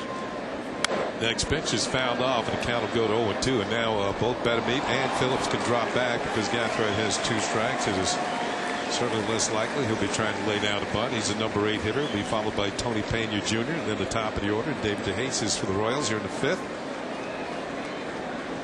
But Bobby, you'd almost like it for it to come from Buddy Bell, the manager, saying, you know what, you have to show me a bunt attempt 1 time a game, and kind of take it out of Gathright's hands and make him do it. Little roller towards second. Going to be a tough play for Cano, and he can't make the play. He bobbles it, and Gathright's going to beat it out. We'll see how they score it. I mean, that's all he's got to do. I mean, remember the guy Ralph Garr? I mean, Garr had great speed, and all he did was slap the ball on the ground, and he just relied on his speed for base hits. I think Garr won a batting title with the Braves. Yeah, he was about 2 steps. He was a left-handed hitter. He was about 2 steps out of the box as he was slapping the ball over to the left side. They're going to call that an error on Robinson Cano. Mike Messina 11 pitches in the first, the 3rd inning, and the 4th innings where he had to work the hardest. And here in the 5th, 3 so far. Here's Tony Pena Jr., who popped out to Derek Jeter his first time. 6-0 Yankees lead. We're in the 5th inning, and first pitch to Pena Jr. is fouled off to the right. Messina has done pretty well against these Royals in his career. He's trying to beat them for the 17th time today against only 7 losses. And of course that career spans both with the Orioles and the Yankees.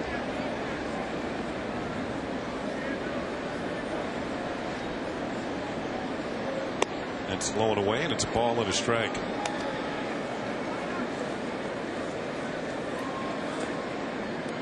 And pretty good career against Central Division teams. Pitched well against the Tigers. The Twins have kind of roughed them up lately, but I think we were joking one day when we said that Mike Messina was the real owner of the Minnesota Twins. Off-speed pitch on the ground to third to Betemeet. He has. He goes to Cano for 1 on the first, and it's an around the horn double play. Pretty impressive right there. They were dealing with 2 speedy runners in Gathright and Pena Jr., and they got both of them. Well, Betemeet has impressed us with his bat, but here the kind of slick fielding, the nice throw to Robinson Cano, and when you have an arm like Robinson's, you don't really have to have your footwork down. You can kind of just get it out of your glove and get rid of it. But here, the real good feed to Robinson. You can see the feet are kind of tangled, but he has that arm strength. He can just get rid of it. A little flip of the wrist. He's got plenty on it over to Andy Phillips to complete the double play. The instructor and Papa Boa is going to be very proud of that play, the way Cano turned the double play. So now there are 2 outs, nobody on, and back to the top of the order for Kansas City. And it's going to be David DeJesus, who is 0 for 2. Might be looking to bunt there. Takes a pitch high for a ball. Remember, DeJesus has a 13-game hitting streak on the line. The Royals, after today's game, will be heading home. They got an off day tomorrow. And then they begin a series at home against the Minnesota Twins.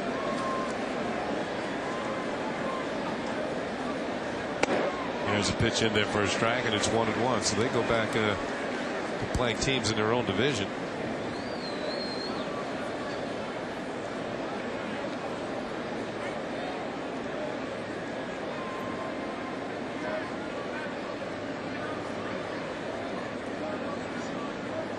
One pitch is a little low, ball 1. Now we just Robinson Cano was charged with an error, and you can see that Larry Bowa was not happy about that call. And to me, when you got a runner like Gathright going,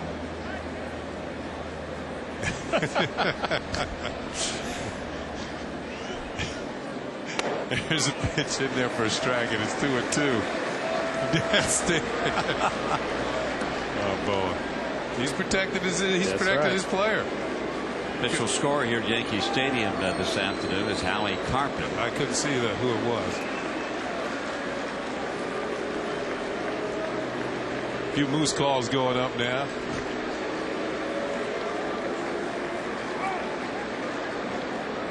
Fans want the strikeout. Messina struck out 2 without a walk this afternoon.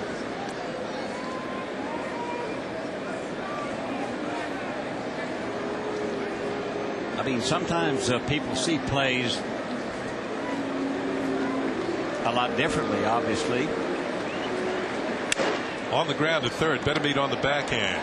The long throw is in time, and the Royals are gone here in the 5th inning. There was one error, as questionable as that was, but at the end of 4 1/2, the Yankees have a 6-0 lead on the Royals.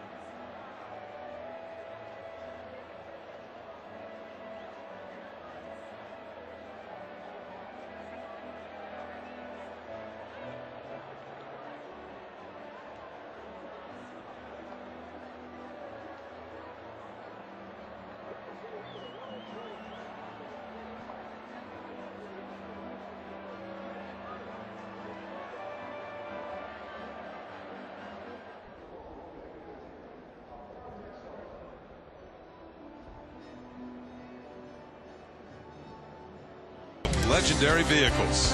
IO Digital Cable, the leader in HD, and HD is free with IO. And by Infinity, who uses the power of design to create dynamic, beautiful automobiles. And it's a beautiful day for baseball here at Yankee Stadium. Bottom of the 5th inning. Yankees have a 6-0 lead. Jorge Posada will lead it off against Gil Mesh, who is still in there. He started, and he is still dealing here in the 5th. Ball 1 to Posada, who is flied out to center, robbed of a hit by David DeJesus, and also drawn a walk. Next pitch, check swing, and it's low and inside. Ball 2, 2-0. It'll be Posada, Cano, and Benamed for the Yankees here in their half of the 5th inning. Well, I'm sure Buddy Bell would have liked a better performance out of Mesh in this ball game. Already up to 88 pitches in the 5th inning. He used 6 relievers yesterday. There's a call strike. I'll be looking for Mesh's #1 guy to go deeper in this ball game. Pitch count close to 90 already. Well, the Royals used 6 relievers in yesterday's game. That's high and inside. Ball 3, 3-1. Posada 11 for his last 20. Buddy Bell, the Royals manager, in the middle of your picture there. He's resigning at the end of the year. Stay on as an advisor. Ball 4, leadoff walk to Jorge Posada. Second time Posada has walked in this game. That is now 5 base on balls handed out by Gil Mesh.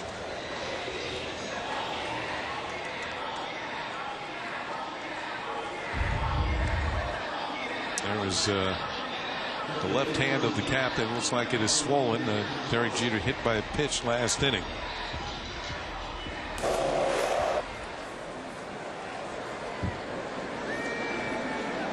Posada drawn that walk today. He has walked 4 times in the last couple of days. They're going to go out and talk to Gil Mesh, which is going to give the bullpen time to get going for the Royals here in the 5th inning.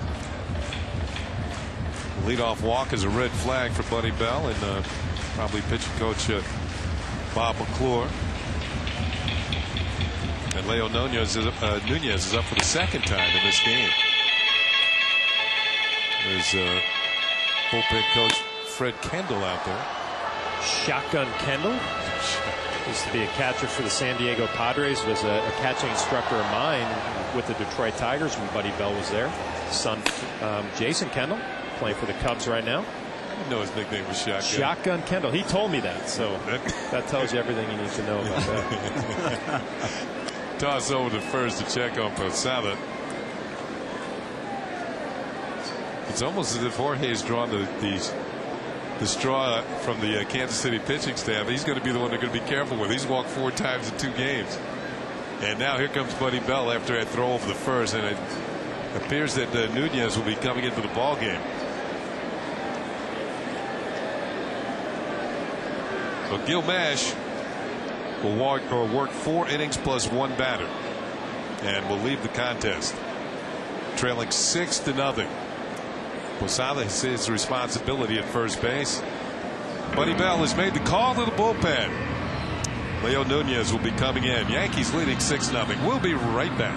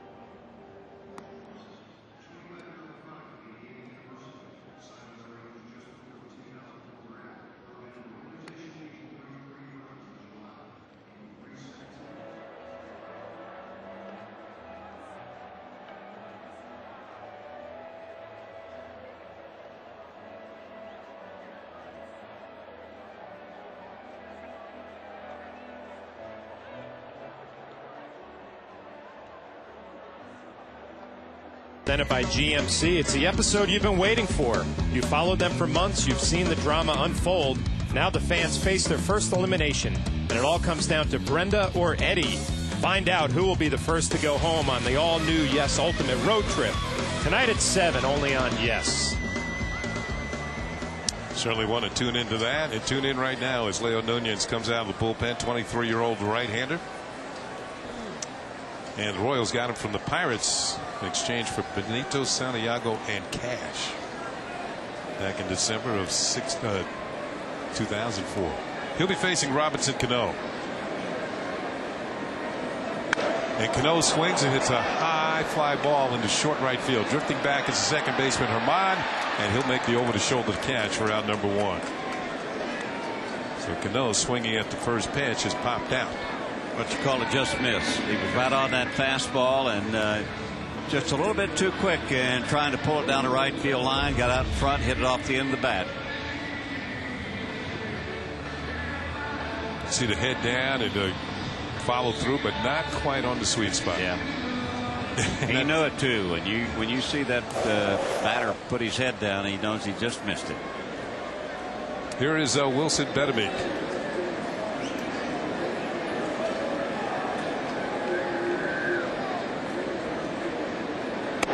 First pitch is in there for a strike to Betemik.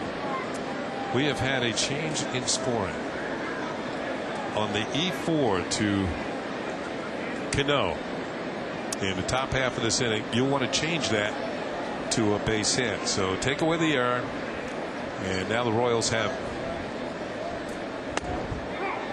5 hits in the game. And here's the play in question. Well, it's a bang play. You either make it or you don't with the Gathright speed, and Robbie was trying to do his best, and he just couldn't hang on to the baseball. I think that's the right call. I think it is an infield hit. I think you have to take into question or at least the difficulty of the play, and who's running. And who's running, yeah. Of course. But that's what makes it difficult is the speed. No balls and 2 strikes on Bettamy.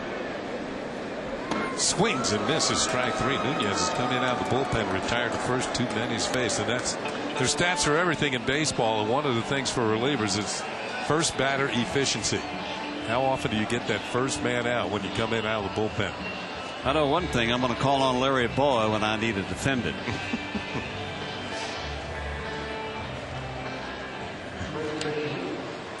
He certainly made his feelings known, didn't he? Here's Andy Phillips, who has drawn a walk and scored it flat out the center. He is 0 for 1, and the ball he flat out the center. He had a rocket at David DeJesus in the 3rd inning. Nunez just a little bit outside for ball 1. Let me get the white out here and scrape out this E4 and drop in a base hit for Joey Gathright, who's now 2 for 2. I'm sure Joey likes that call. Breaking ball hits the corner, and it's ball and a strike on Andy Phillips. Nunez looks like he'd be known as like a slinger. I mean, he's got that good fastball with a little late movement on it, a nice slider right there. Change up to Robinson Cano. Last year, Nunez started in Double-A, went to Kansas City, and then eventually went back to Triple-A.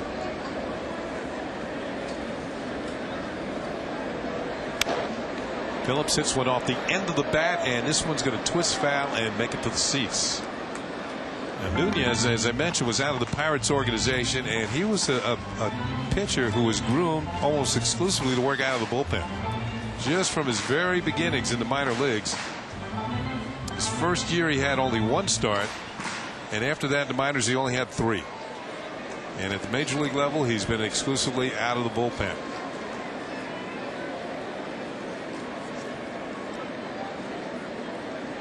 .61, listed at 175 pounds, and that's on looks like a heavy rainy day like we had the other night. Ground ball to 3rd.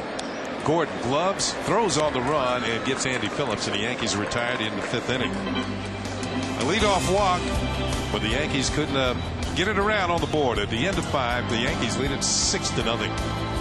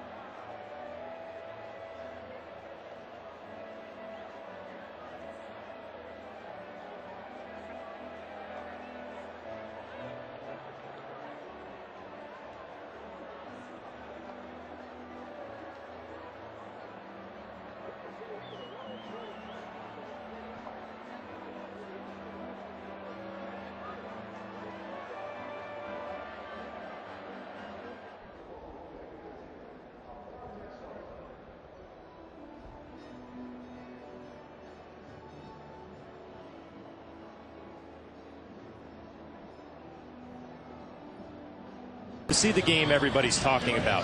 WB Mason presents Yankees Encore later after each game and again the next morning at 9 o'clock only on Yes.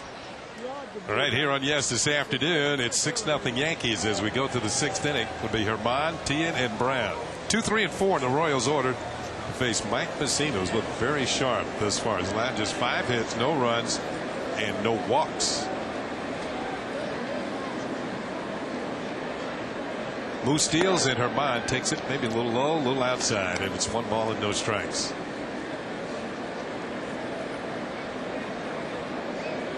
Herman has one of the 5 Royal hits in the game. He's also grounded out or tried to bunt his way on. Nice curveball, 3/4 arm angle, drops it in there for a strike.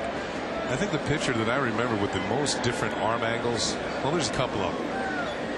Remember Louis Tiant, Bobby? Oh, he had some arm angles, body angles, he had everything.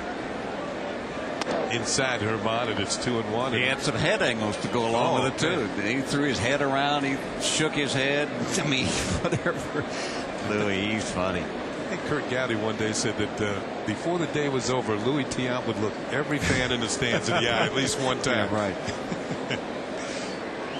El Tiante. Here's a 2-1 pitch, and he tried to check a swing, but went around too far, and it's 2-2 on Herman.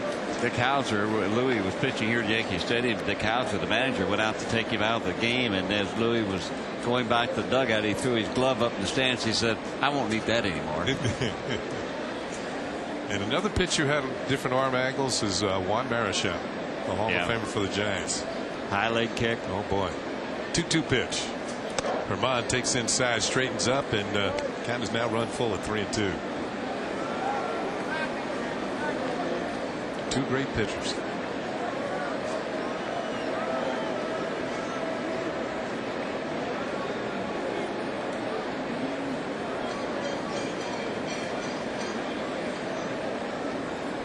Here's the payoff pitch to Herman. He hits a ground ball, and it's going to get through into center field for a base hit.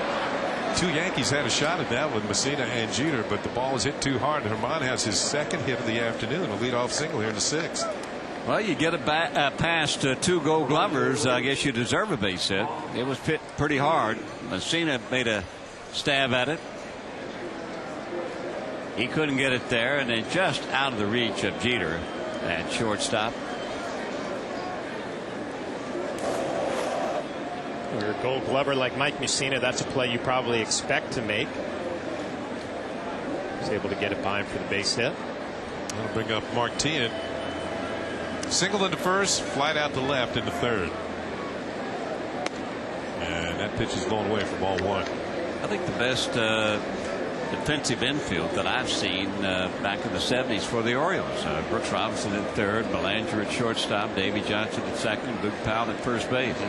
I mean, if you drove one through that infield, you deserve the base hit. I'm surprised to hear Boog Powell's name. I just thought of him as a slugger, a home run hitter. No, he is very deceiving. I mean, Boog, even though he was a big guy, he moved around first base as good as any slender guy. And he was the sure-handed guy over there too. He's still sure-handed out at Boog's Barbecue. That's right. Well, yeah, he's not cooking up those sandwiches. He's not going to drop your food. No. 2 balls and no strikes. Not going to drop his either.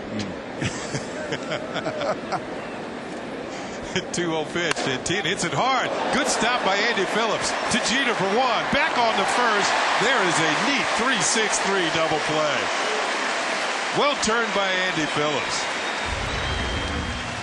Probably the most difficult for the first baseman. Luckily, that ball was hit hard. He gives Jeter a nice throw, and then a nice throw back from Jeter. 3-6-3 double play. And Phillips has manned that first base bag as good as anybody since he got called up. A second successive inning in which the leadoff batters got on with a base hit and then only to be erased by a double play. So here's Emil Brown. Forced a runner in the first inning, then grounded out to Betemit at third in the 4th. So he's up there with 2 outs and nobody on base. Pitches a call strike, and you brought up the name Mark Belanger, Bobby, and he was the best fielding shortstop I played with. Man, he had some quick hands. Yeah. I think he was at least 6 Gold Gloves. Well, you guys, the Orioles had a lot of good shortstops. Louis Aparicio, played when Louis was playing shortstop. But you're right, Belanger. He was special. He was sure, as you were talking about, he sure-handed as anything. And Brooks at third. And well, if you drove one on the left side past either Brooks or Belanger, it was something. Off-speed pitch is fouled back by Brown, and this will make it to the seats. Ball and 2 strikes. That's when the pitcher doesn't mind putting the ball in play. Let the defense take over. I mean, that took a lot of pressure off the pitching staff too. Now, the first year I got to Baltimore, Davy Johnson moved on to Atlanta, and Bobby Grich was playing second, and he won some Gold Gloves himself. Was pretty salty too. And I think Mike Torres came with me in that deal, and Mike led the league in walks, but he won 20 games because he was a sinker ball pitcher and he got double plays all the time. There you go. The 1-2 pitch, and it's high, and Brown checks his swing. Messina was trying to get him to swing at that, and he laid off. It's 2-2. Well, that was during that era too that the Royals had 420 game winners on their team, and you can see why with their defense behind them. Not only them being good pitchers, but also the good defense. 2-2 pitch on the way to Emil Brown, and he's hit by a pitch, and he's going to go down to first base.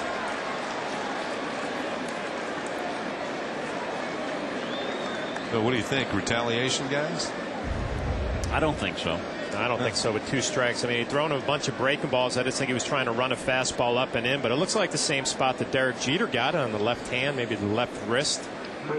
Almost the exact same spot. Yeah. So Brown's down at first. Now you can see where the pitch is and where it hits his hands. It's just a little bit off the plate, to tell you the truth, but same way with Jeter. I mean, great shot, guys. I mean, that's terrific. That's almost identical, if not identical. So Brown is down at first. That'll bring up Ross Glode. What a crew we got, huh? Oh man, that is Mullen, Cooney, Jeff Estella. Yeah, they just Josh Isaac. This ball is hit well by Ross Glode, and it's not coming back into the upper deck for a 2-run home run. And following the hit by pitch by Emil Brown, Ross Glode makes Mike Messina pay. It's now a 6-2 ball game. And we told you that Glode has been wearing out the Yankees. That is his 13th hit against Yankee pitching this year, and his 4th home run of the season. He wears out Mike Messina as well, and you see the fastball is supposed to be inside. It runs back to the middle of the plate. Mike Messina probably kicking himself trying to go in there at the short porch in right field, but Glode, you said it, Kenny, has beat up the Yankees. Goes in the upper tank in right field. Here's Alex Gordon, and he takes an off-speed pitch for a strike. Gordon is struck out and flied out to deep left center field. They're going to have to go over the videotape on Glode. That is his 2nd home run, 2 of the 4 against the Yankees this year.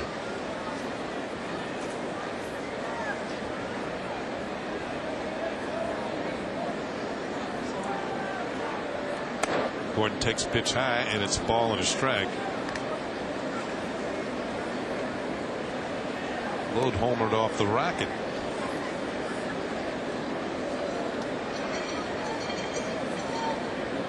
.83 pitches now from Messina in the game. Curveball is outside.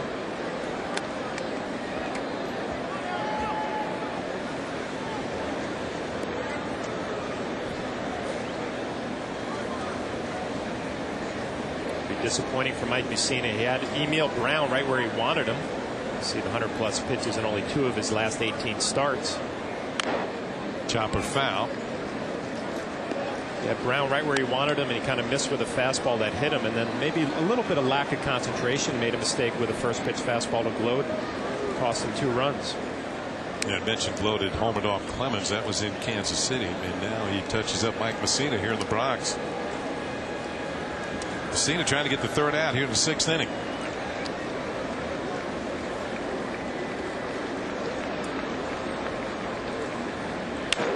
Little looper over second, and it's going to drop in the right center field for a 2-out single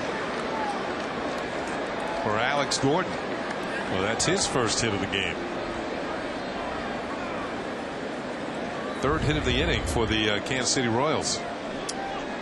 Trying to get inside, and that ball just moved back over the plate a little too much. He did get in on the hand. Well, I think that was off the end of the bat more than anything else. And, the strength of Alex Gordon ends up picking up a base hit. So Ron Guidry's going to go out to the mound and talk to Mike Messina. You know, one thing I was told about Alex Gordon before I even saw him as a player, the Royals were kind of talking about him last year. And one thing they said about Alex Gordon, check out the forearms when you see this young man. Well, you don't get those base hits unless you're strong. I mean, you got to be able to really be strong and fight that ball off. Yeah, he's got some ammunition there. Remember years ago, Dick Allen, no matter how hot the day was, he'd wear long sleeves. Yeah. And they asked him why he did that. He says, I don't want the pitchers to see the ammunition. Here's John Buck. It pitches outside by ball one. Here's it. Wow. I think he's lifted a weight or two.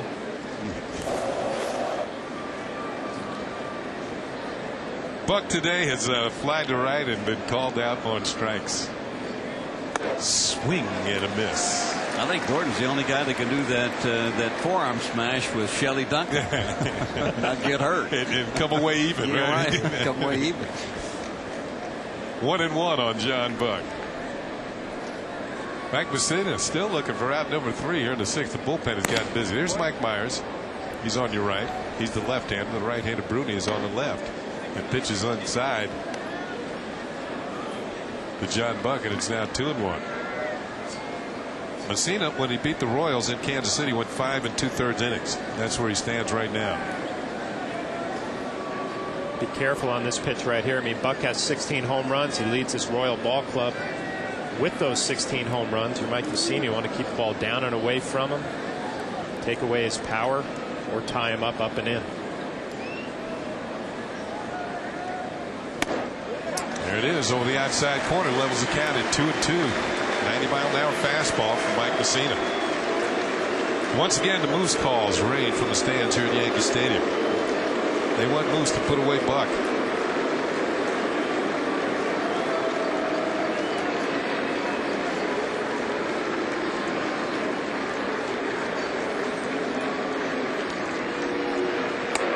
That is outside, and it's 3-2. So Gordon will be running on the 3-2 pitch. Tries to hit that outside corner again, and he doesn't get it. But, you know, you pitch to the scoreboard. You try and stay away from that big swing that'll get the Royals back in this ball game. Obviously, something away to keep Buck to the big part of the ballpark. Swung on and missed. Strike 3. He got him. So the Royals will pick up a couple of runs here in the 6th inning. A 2-run shot by Ross Glode. They'll also leave a runner on base. At the end of 5.5, the Yankees lead the Royals, trying for a sweep. They lead 6-2.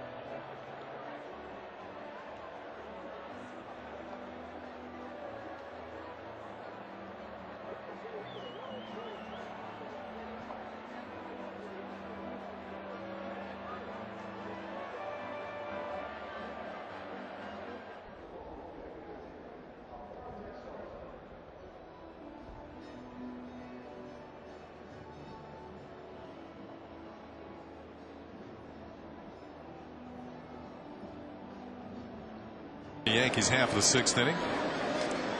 Big bunt takes a pitch for a strike from Leo Nunez. Nunez working in relief of Gil Mesh, who worked 4+ innings, 6 runs, 6 hits, a couple of strikeouts and 5 walks. There's a pitch low. It's 1-1. Melky has a base hit that runs a hitting streak to 11.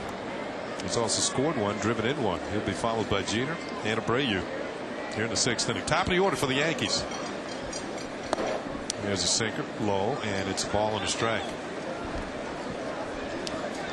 Yankees take off and go on the road following tonight's game. They'll be in Toronto.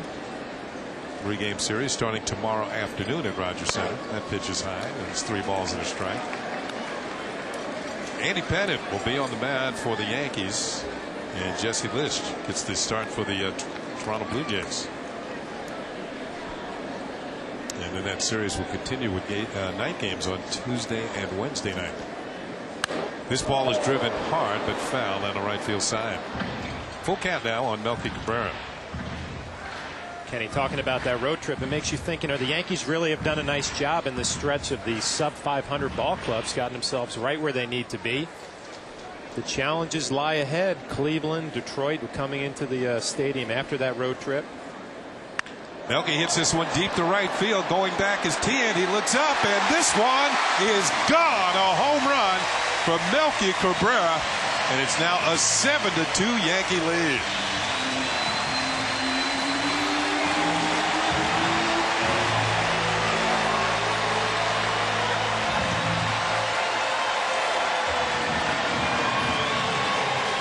Home run number 7.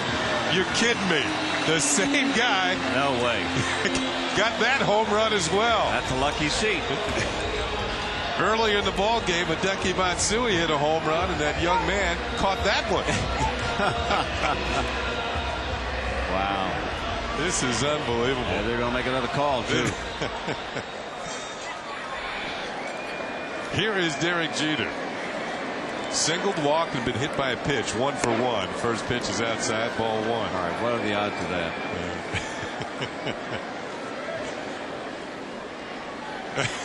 You're not going to believe this, but I've been in Yankee Stadium all afternoon. I've caught 2 home runs. And from a Yankee standpoint, they might want him to sit there all year. Now, if it's the Matsui, that's when Hideki hit his 100th home run as a Yankee. And this is Melky Cabrera. And he just kind of the recipient as he looked down. He was there. Now, if he catches a 3rd one, I'm out of here.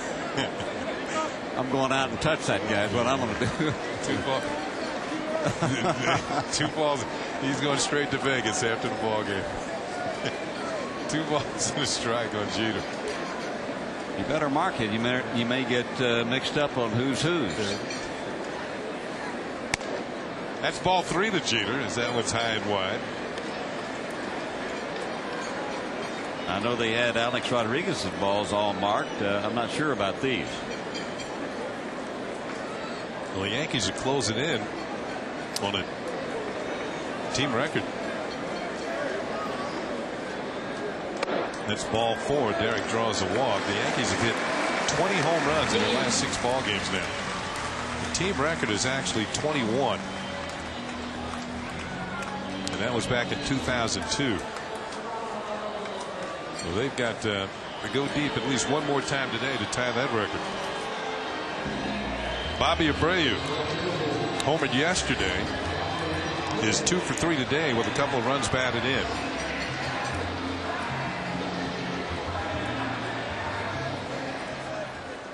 And the Yankees have scored 7 runs, and now in their last 9 home games here at Yankee Stadium, they've scored at least 7.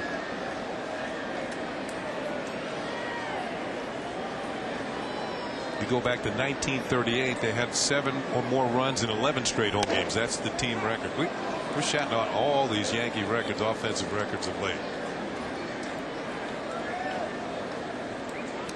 A-Rod is on deck.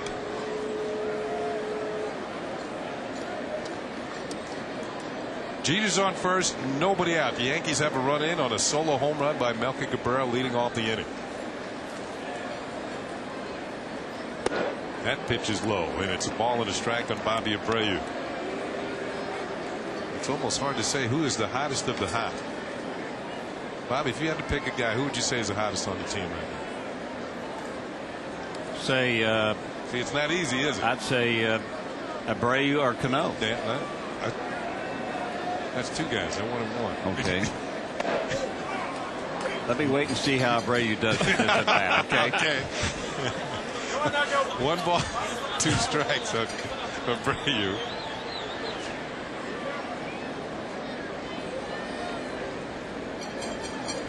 Bob Lorenz up in the studio the other day, he trapped me. He said, predict when Alex is going to hit his 500th. I said today. I said that day. It wasn't today, but. And then the next day he said, well, you got a chance to redeem yourself. What do you say today? And I say he's not going to hit it today. It's high. It's 2-2 at Abreu. How about Melky? Yeah. Melky's hitting 11 straight now. Showing some power, too. 2 hits today. Got 6 in this series. What's impressive about Melky, he hits second on Friday night. He hits 9th yesterday, and then he comes up today and leads off. And out of all the positions in the lineup, he's producing. Abreu spoils a tough pitch, and the count holds at 2 balls and 2 strikes.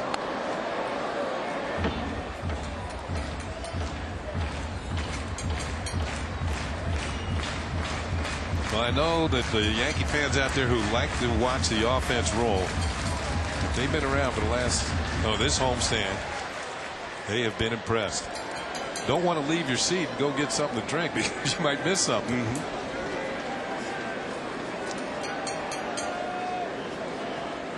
2-2 on Bobby Abreu.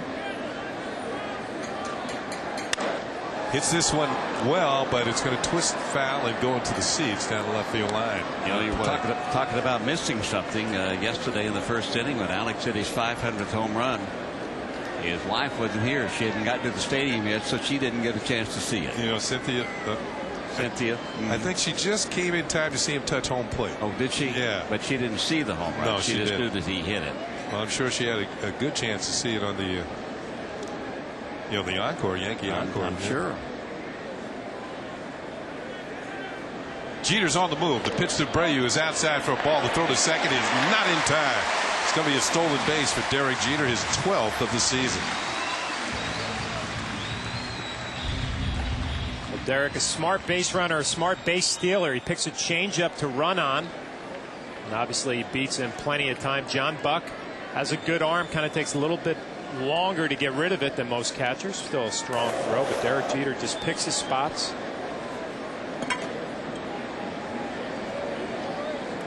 So Jeter's at second with nobody out, and a 3-2 pitch on the way to Abreu, and he hits it hard to the right side and on through for a base hit. Jeter's going to be held at third as Tien comes up with it quickly, and the Yankees have runners at first and third with nobody out as Abreu comes up with his 3rd hit of the afternoon. Now, if I ask you again, Bobby, who are you going to say? I'm going with Abreu. It's really close, though. Yeah, you're right. Here's Alex Rodriguez, who is the DH this afternoon. A-Rod is 0 for 2 with a sacrifice fly. He drove in his 109th run of the year in the 4th inning. His sacrifice fly drove in Derek Jeter from third. He's got Jeter third in this at-bat with nobody out. A-Rod, 3rd time this year he's been the DH. And in those games he's gone 3 for 8. Or make it 3 for 10 now with the 0 for 2 today. Toss over to first to check on Abreu. And A-Rod's career, he's only been designated hitter 12 times. And he's gone 12 for 37 with a couple of home runs. And now today, an opportunity as a designated hitter, an opportunity again to drive in some runs.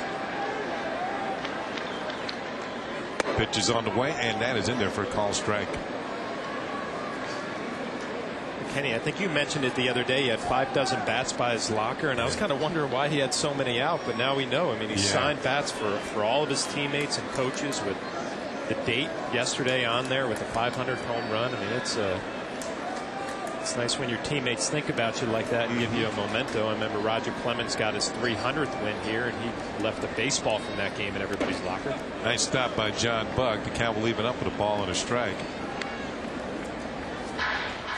Well, it just saves for them having to ask you somewhere down the line. But I think it's an excellent gesture. And one of the things that, besides hitting his 500th, he said one of the things that was the highlight of that day was when all my teammates came out to congratulate me, and they seemed to be just as happy as I was about hitting number 500. Abreu's on the move. The pitcher Rodriguez is hit in the air down the right field line, and it's going to go foul.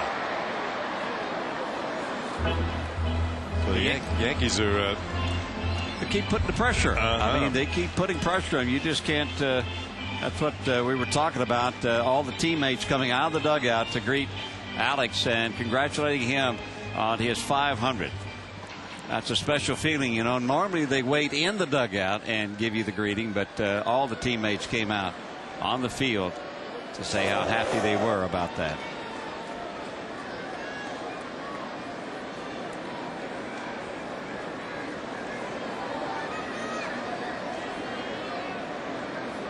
Nunez steps off. You know, sometimes, especially if you're a rookie, you get your first home run, or if you hadn't hit a home run in a long time, they give you the silent treatment. You know, they act like you didn't even do anything. Would that have been something?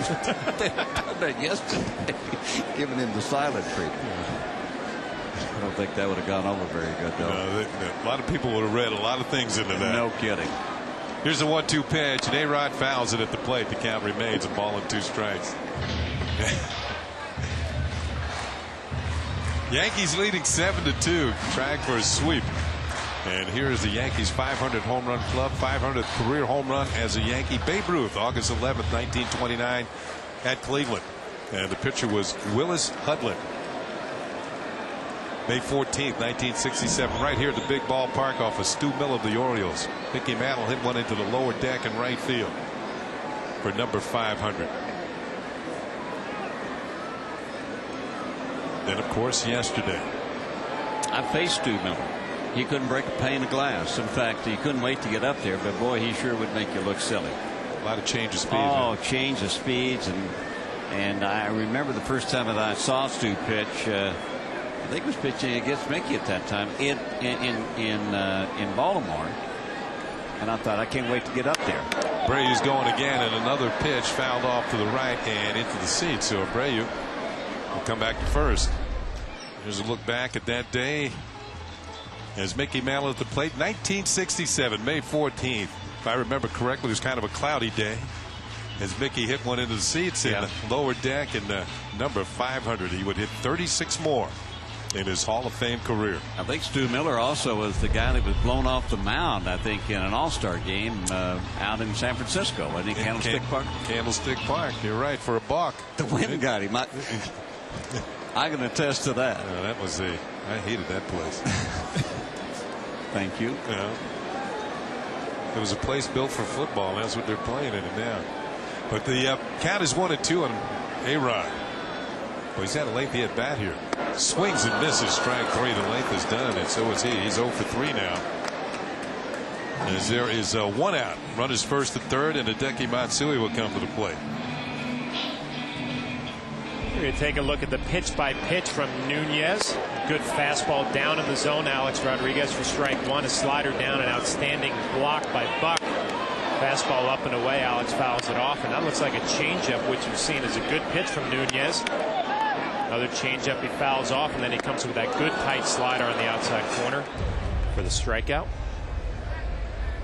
Nunez looks like he's about 15 years old, doesn't he? Here's Matsui, who swings at the first pitch. There's a drive to fairly deep right field. Teen has it measured, though. Makes the catch. Jeter's going to tag at third, come in to score. A sacrifice fly for Hideki Matsui, and the Yankees lead 8-2. Fans are getting to expect every fly ball to be going out of the ballpark. They kind of got a rise out of that one. Why not? As many home runs that the Yankees have been hitting. But the Yankees have also done very well during this streak, too, of driving that runner in at third base with less than 2 outs and getting that run across home plate.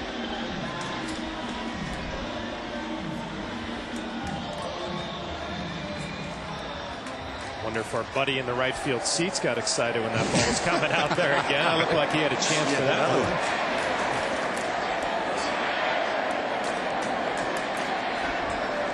one. Here is Jorge Posada.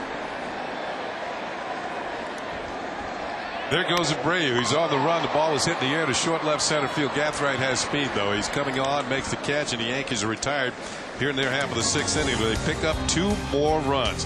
Melky Cabrera with a home run and Hideki Matsui with a sacrifice fly. It's 8-2 Yankees.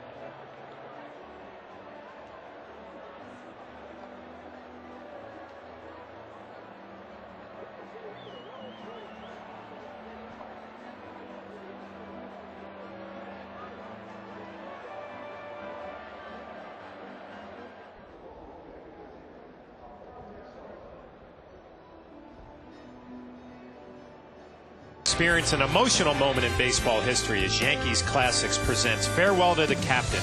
Relive all the drama of the game played on the day of Thurman Munson's funeral. Plus, hear exclusive interviews with Bobby Mercer and Ken Singleton as they share their personal memories of that game. It's the premiere of the Yankees Classics Farewell to the Captain tomorrow night at 9 o'clock, only on Yes. Well, back here at the stadium, we go to the top of the 7th inning. Joey Gathright leads it off against Messina. And the first pitch is down low, ball 1 to Gathright. Gathright 2 for 3 this afternoon. He bounced a slow one to Robbie Cano his last time at bat, and it scored it an error, but then later changed their mind to a base hit, and that pitch in there for a called strike. So Gathright 2 for 3. Yankees lead at 8-2 over the Royals, and Mike Messina pitching here into the 7th inning. He's only done that one time this year. That was against the Arizona Diamondbacks, 7 2/3 in which they won that ball game. Did that back on June the 13th. 2 balls and a strike to Gathright. On deck is Tony Pena, followed by David DeJesus. Well, what a beautiful afternoon it has been for baseball. And Messina trying to stick a fastball on the inside corner, misses for ball 3, 3-1. Low humidity. Now Messina with 96 pitches, 60 strikes. On the outside corner for strike 2. Now it's 3-2. Now Bettamy at third base will move back and in on the grass for protecting against the bump. We're talking about that blue sky. Tough sky to catch a fly ball. Lots of sunshine. And a slash in the left field for another base hit for Gathright. And he is 3 for 3 this afternoon. He's got 6 hits in this series, Bobby. He's been a thorn in the Yankee side. I think that's going to be all for the Moose. Henry on the phone. Joe Torre on his way to the mound, and with 97 pitches now. An 8-2 lead. Joe's going to go to the bullpen.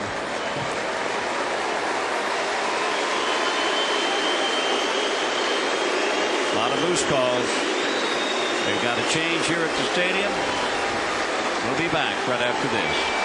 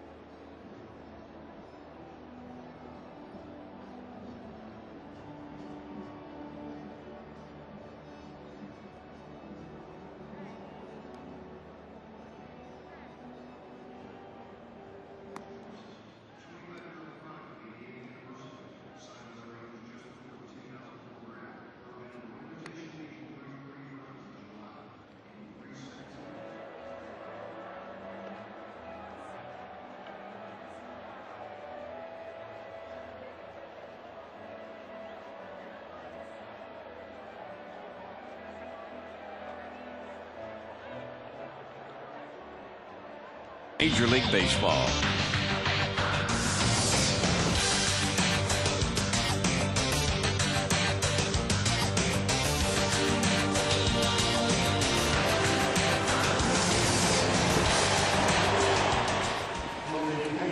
Mike Messina leaves the game with the lead.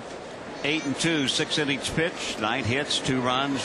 Didn't walk anybody. That's pretty much a vintage Mike Messina, and he struck out 3. Brian Bruni will come on. Those are his numbers. He pitched against the Royals yesterday in yesterday's win here at Yankee Stadium. In the 6th inning, he struck out the side. First pitch hitting Tony Pena. Could be 2. Cano back to first, and it is a 5-4-3 double play. And even though Bettamy did give Cano a very good throw at second base, his agility and his arm made up for it. Well, Brian Bruni, not known as a ground ball pitcher. Bettamy gets it. Does not give a good throw, like you said, Bobby, but the athletic ability of Robinson Cano, able to take this ball off of the ground at the backhand, and the strong arm, the flip of the wrist, plenty on that throw. Nice stretch by Andy Phillips. We've seen a couple of double plays from Robinson Cano today. The athletic ability around the bag, and Mike Messina appreciates it. Might actually see Bettamy to apologize for Robinson for the throw he gave, but Robinson will probably say, just get it over here any way you can. Sort of looks that way, doesn't it? David DeJesus, ball 1 to him. DeJesus 0 for 3.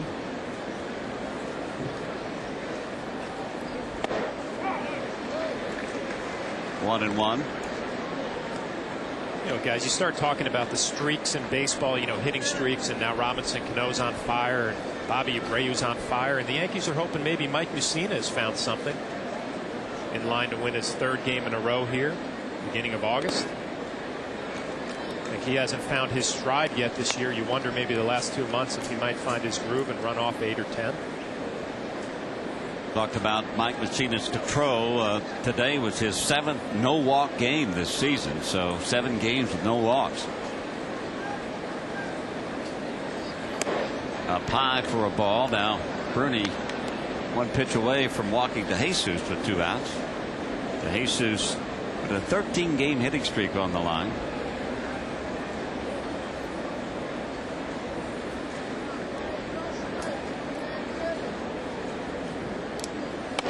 Outside, ball 4, so a 2-out walk by Brian Bruni to DeJesus, and the Royals will have a man on here at the 7th. I think the most abrupt and end of a hitting streak. We're doing a game in Seattle, and I think Ichiro had a 20-something hitting streak going, game hitting streak, and El Duque was pitching for the Yankees, and he had him 0 for 3 going into his last at bat, and hit him with a pitch, and the fans started booing at Safeco Field. That was the end of his hitting streak.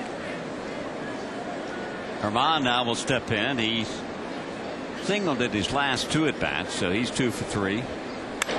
And he's going to be 3 for 4 now with that sharp single up the middle. So with 2 outs, here come the Kansas City Royals. I'll tell you what, Buddy Bell made the right call by putting Herman in there today. This is a frozen rope back through the middle. Pitch was right down the middle, and a little bat toss at the end of this. Whee! May have another pitching change. We take another look at that base hit by Herman. And Joe Torre on his way to the mound. Buddy Bell watching Joe make that slow walk out to the pitcher's mound. Buddy's been having to do that quite a few times. That's going to be like Mike Myers coming into the game. So another pitching change here in the 7th inning. We'll be back right after this.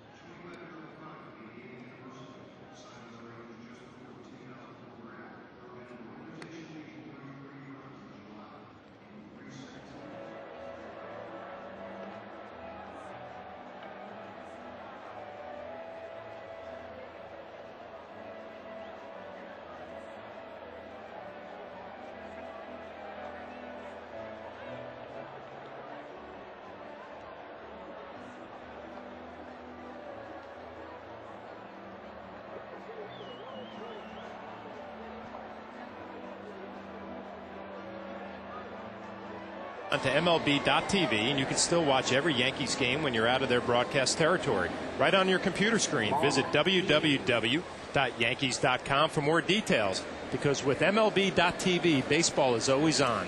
Blackout restrictions apply. Well, the details here at Yankee Stadium as you take a look at Mike Myers' numbers this year. He's going to be facing a left-handed hitter at Martin.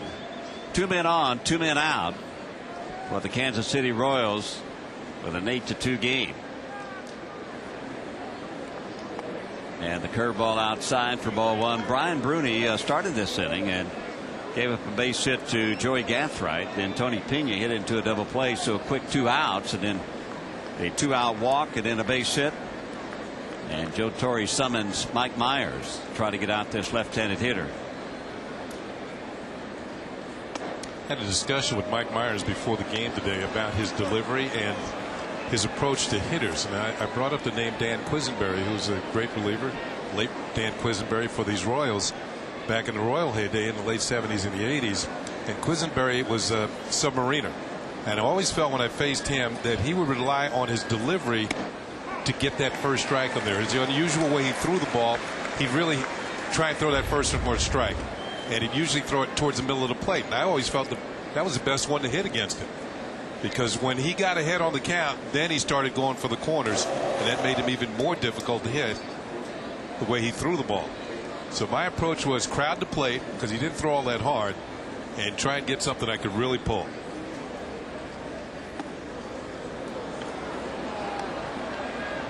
That's a pretty good pitch, but Myers this year hasn't gotten any of the left-handed hitters to really to bite at that, because that's a pitch that gets you leaning out over the over the plate, you know, looking for something on the outside part of the plate, and with his delivery, that ball naturally kind of comes back in and down on the left-handed hitter.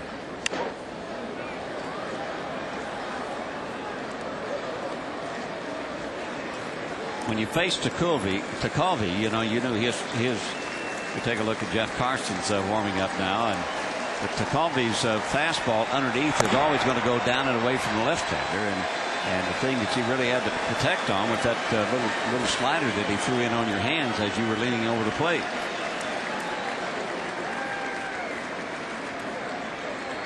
Three balls, two strikes. The runners will be off, and there they go. Line back up the middle, base hit. One run will score. Melky bobbles it. They're going to wave around Germán, and he's going to score. And the Royals have come up with 2 runs here in the 7th inning. And the Yankees now lead at 8-4. Here's a look at the base hit, and Tien does a good job. This is not a bad pitch. Down and away, and does exactly what he should. Back through the middle. He's going to get himself 1 RBI out of this,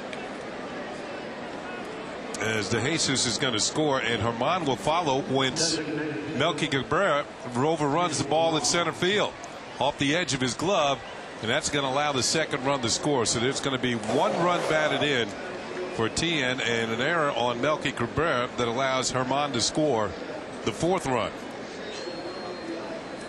And now the middle of the lineup, Emil Brown will face Mike Myers. What's disappointing about this inning, Brian Bruni comes in and does such a nice job getting the double play on Tony Pena, and then walks De Jesus with 2 outs. Probably the most frustrating part of the inning, and it's led to a few runs. 1-1.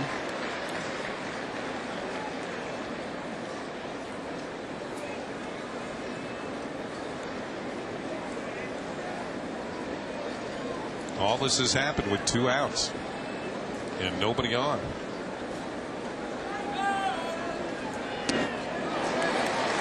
One and two.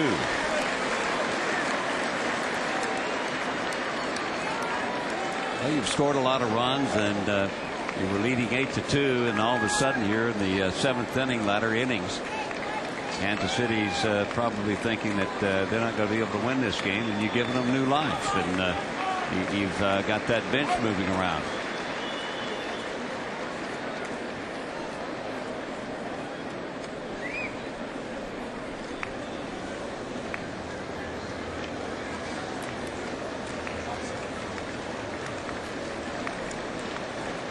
One ball, 2 strikes, 2 outs. And that's inside for ball 2, 2-2.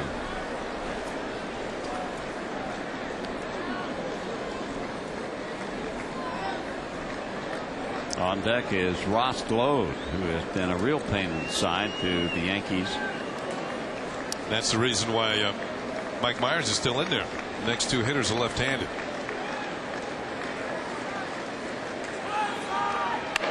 Back up the middle. Myers will run it halfway and flip to Phillips, and finally the inning is over with here at the top of the 7th inning.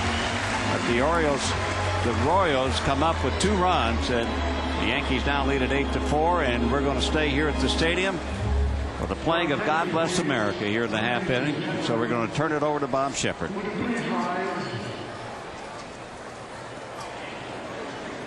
Now, please offer a moment of silent prayer as we remember the servicemen and women who are stationed around the globe, and especially remember those who have lost their lives defending our freedom and our way of life.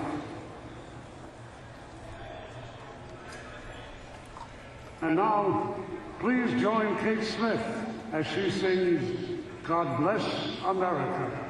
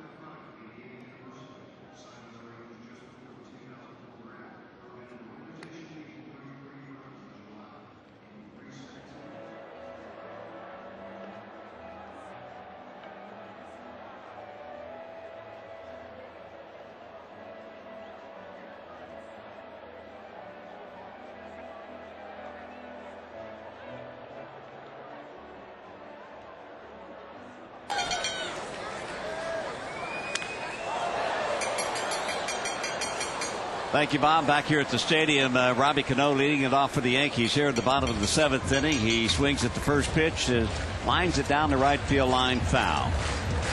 So the Royals coming up with 2 runs at the top of the 7th. It's an 8-4 Yankee lead. And Robbie Cano 0 for 2 this afternoon officially. He has scored a run, but he has an 8-game hitting streak on the line. And Robbie now got his average up to 310.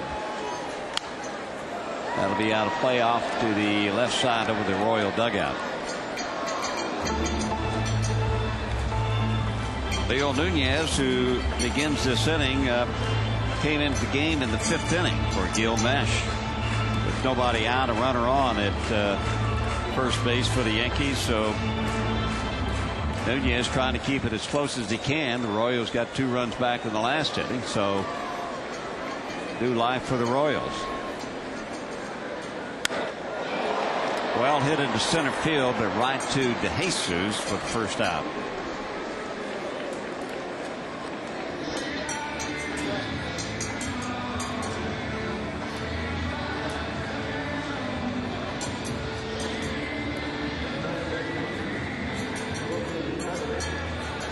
Just saw Buddy Bell on the bench there, and this is a chance for Nunez to impress his manager.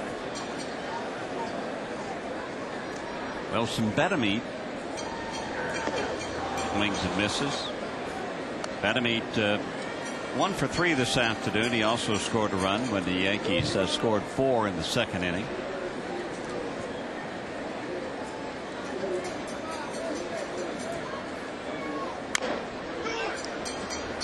The foul up to the right side. Kenny, you said it. It's a chance for this young pitcher Nunez to make an impact or make an impression. I like his delivery. I see how he kind of jumps right here at you. I mean, he's got a good fastball, but it looks like his best pitch is his changeup. A lot of times the delivery of a pitcher like that, when he jumps towards home plate, actually there's some deception there on the changeup. It looks like it's his best pitch. Yeah, we've talked many times before about if you're a youngster out there and you want to learn to pitch before you start learning the breaking balls, as it's call strike 3 on Wilson Betemit, you start learning how to throw a changeup and control the ball. It's kind of short, compact, big leg kick, and then he jumps at you right here. And as a hitter, you feel like he's coming with probably more velocity than he has because of the motion. And it's a changeup, and you can see it's got good movement down and away. But he sells that pitch out on the mound where you think it looks like a fastball coming and you're completely fooled. Good pitch. Yeah, that's his 3rd strikeout. Phillips now stepping in with 2 men out and swung on and missed. Phillips 0 for 2 today.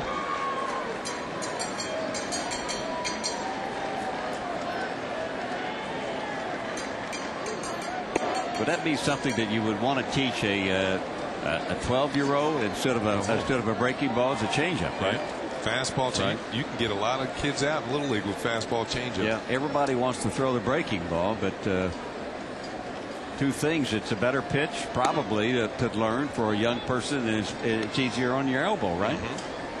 I don't think there's any doubt when you talk about young pitchers, you want to stay away from that curveball slider probably until maybe sophomore year of high school. I've heard, there are different theories on it. I would stay away from it until at least high school. You got a good changeup, best pitch in the big leagues. You have a good one.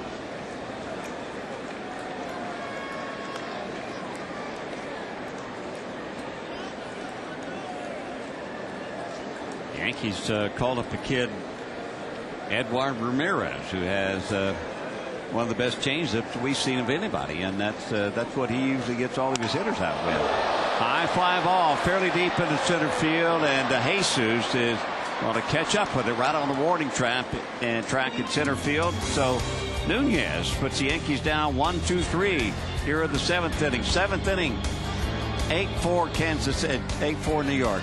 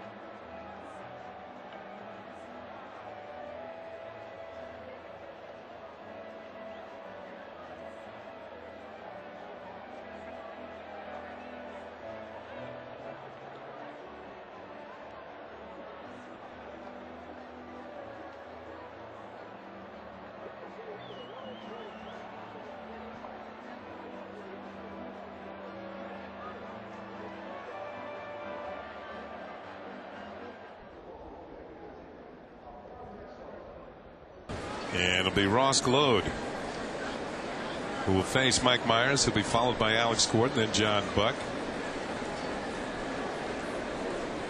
Gload is 2 for 3. A double and a home run. A bloop double down the left field line. And then homered into the upper deck. That was in the 6th inning.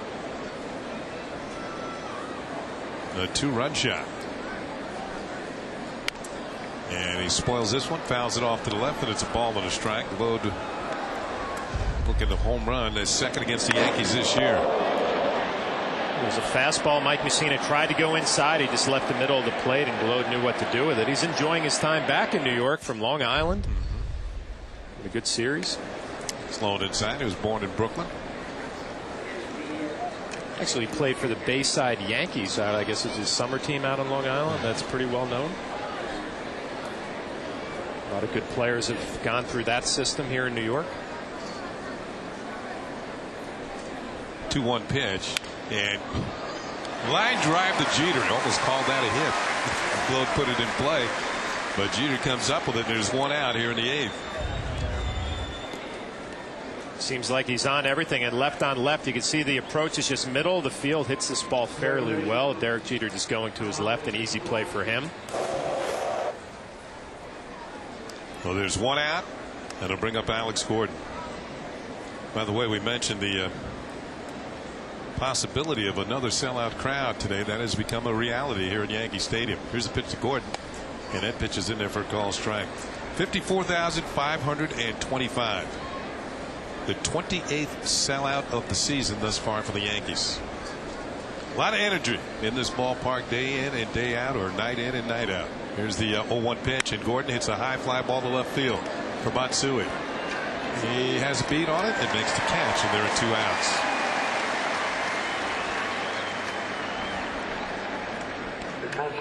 Hey fans, today and throughout the Yankee season on Yes, we're allowing you to vote along with your Yankee announcers for the Chevrolet Player of the Game. Text your vote to 58772, or for more information visit ChevyOffers.com. You can vote right up to the end of the game, and vote now to make your voice heard. Number 1, Mike Mussina. Number 2, Bobby Abreu. Number 3, Melky Cabrera. Number 4, Hideki Matsui. And standard text messaging rates apply.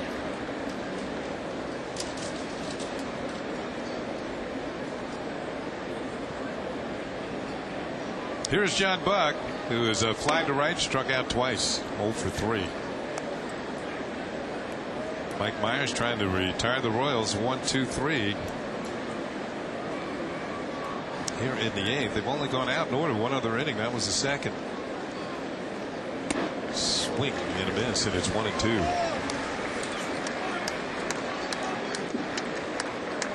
Yankees trying to sweep today, take a happy flight to Toronto, and then start up baseball again tomorrow afternoon against the division rival Toronto Blue Jays. Well, that one just missed, and it's 2 balls and 2 strikes. Myers thought he had strike 3.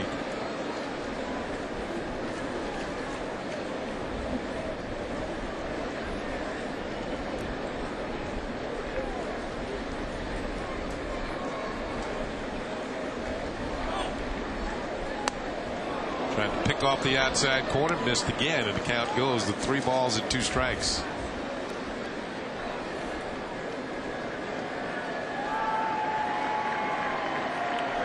Buck played the opening game of this series. Struck out 3 times, so he has struck out 5 times, but now gets on base. So he draws a 2-out walk. That is the first walk charged to Meyer. Only the second walk that the Yankees have handed out in this ball game. Now it's time for the Royals in-game box score. That is sponsored by Hummer. Good day for Esteban Herman. He's got 3 hits. The same for Joey Gathright in the A spot. He is 3 for 3. 2 hits for Ross Gload, including a home run. Martinez had a couple of hits and a run batted in.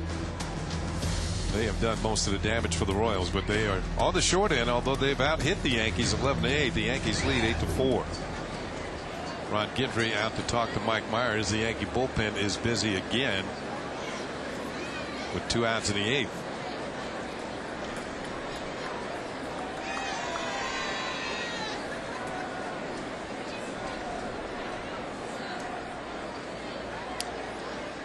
Mariano Rivera begins to warm up leisurely in the bullpen. Flash, you were saying it doesn't take him long to get going. No, I was just thinking that watching him, I mean, he goes at his own pace, and once he sees the game dictate that he might be in there, it's maybe 2 or 3 good ones that he pops and he's ready to go. Here's Gathright, 3 for 3, and takes a pitch inside, ball 1. As Kitty used to say, it doesn't take long to warm up a Rolls Royce. Or an RV, in this case for Kitty.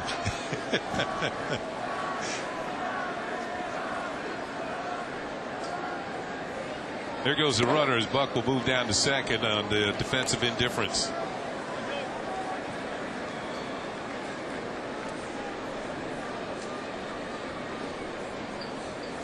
So now the Royals have a runner in scoring position with 2 outs.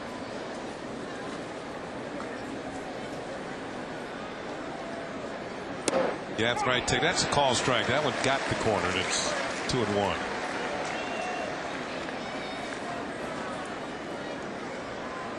Gathright with 3 for 3 today is 6 for 10 in this series. Since coming back from Omaha, it's a nice city, but it looks like he's decided he don't want to go back. 2-2 now as he fouls a pitch off. Kansas City this afternoon 2 for 6 with runners in scoring position. This is the first time that Gathright has batted with an opportunity to drive in a run.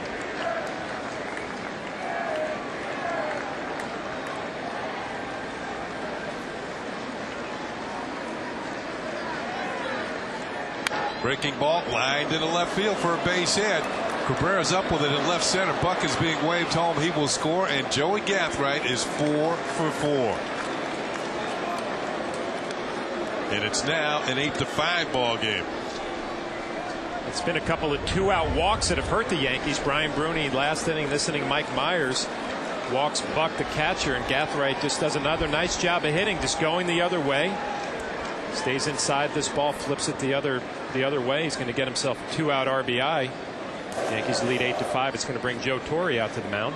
First time that Gathright has had a 4-hit game in his career. And he'll take the ball from Mike Myers, and Mariano Rivera will be coming in from the bullpen. Try and pick up the last out here in the 8th inning, and then pitch into the 9th for a save.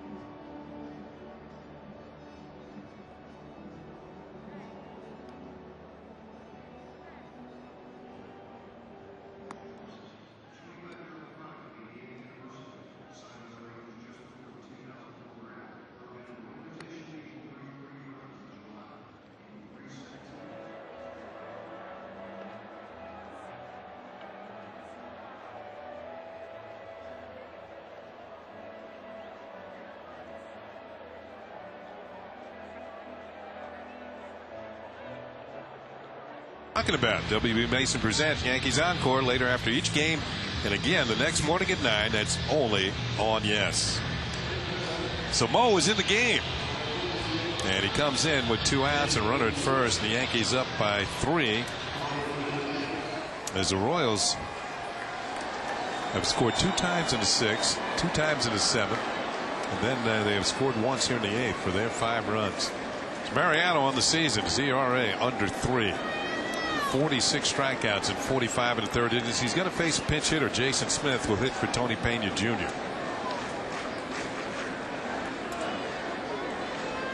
First pitch swung on and missed for strike one.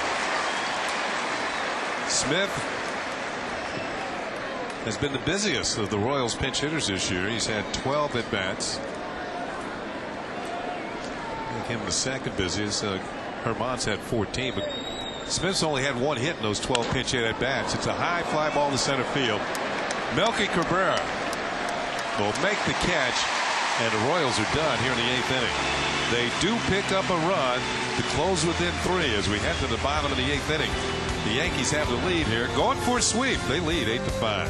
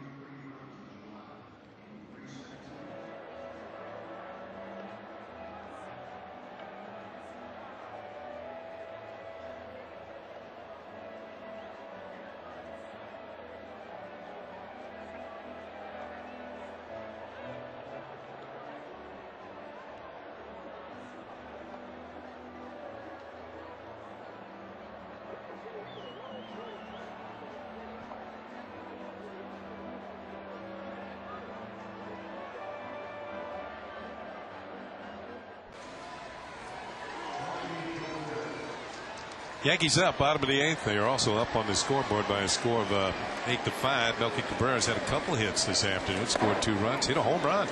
Solo shot in the 6th inning. Takes a call strike from Leo Nunez. Melky in the leadoff spot this afternoon, swings and hits a high fly ball. This is in the short left field. Jason Smith will make the catch. Smith patted for Tony Pena and stayed in to play defensively at shortstop. Time for the in-game box score, sponsored by Hummer, the Yankee in-game box. There's Melky at the top with a 2 for 5. Derek Jeter 1 for 1. Bobby Abreu, another good afternoon. 3 hits, 2 runs batted in. A-Rod with an RBI and a sac fly. He's 0 for 3. Hideki Matsui's hit a home run, had a couple of runs batted in, also had a sacrifice fly. Jorge Posada 0 for 2. Robinson Cano 0 for 3. Wilson Betemit 1 for 4. And Andy Phillips 0 for 3 with a walk and a run score. And that rounds it out for the Yankees.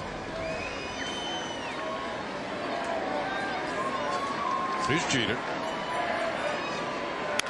It's a slow roller foul. Jeter actually got his hit in the first inning. Single, then walked, was hit by a pitch, walked again. When he was hit by a pitch, he scored in the 4th.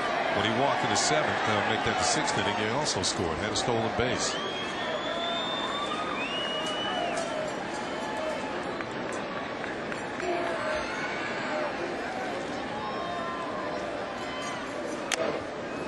Swing and a miss, and it's 0-2. Nunez just looks like he's gaining more confidence as this game goes on. Good fastball right there, 94 miles an hour up in the zone. Talked about it a little bit yesterday. This is audition time for the Kansas City Royals the last couple of months here. See what pieces of the puzzle are going to fit. Jeter called that on strikes. Adam Dowdy with the emphatic called strike rate. We talked about his changeup. Here's a little slider on the outside corner, and said it, Adam Dowdy. 4 strikeouts for Nunez right there, but he punches out Derek Jeter. Buddy Bell is just going to sit back the last couple of months, and you know, if you're a young player, you get a chance to make an impression here.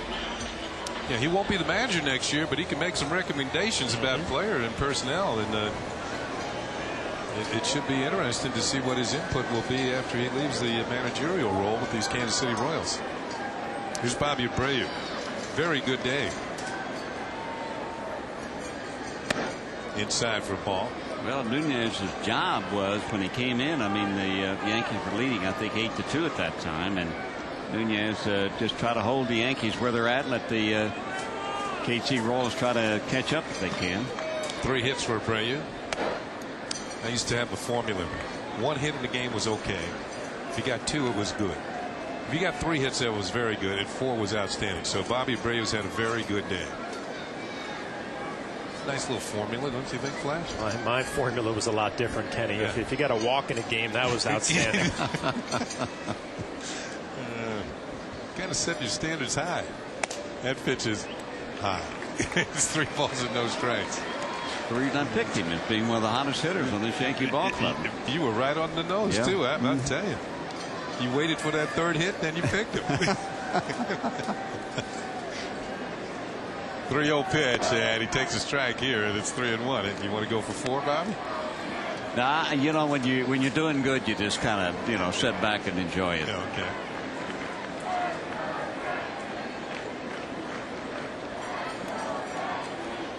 Nunez will deal the 3-1 pitch, and Abreu takes high for ball 4. So Abreu's been on base 4 times, 3 singles and a walk. He's driven in 2 runs. And up steps Alex Rodriguez, who's 0 for 3, but he's driven in a run with a sacrifice fly. That came in the 4th inning.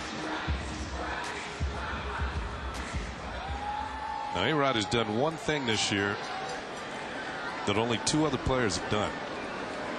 He has homered on the first pitch of an at-bat 7 times this season. Torrey Hunter's done it, and Jose Guillen has done it.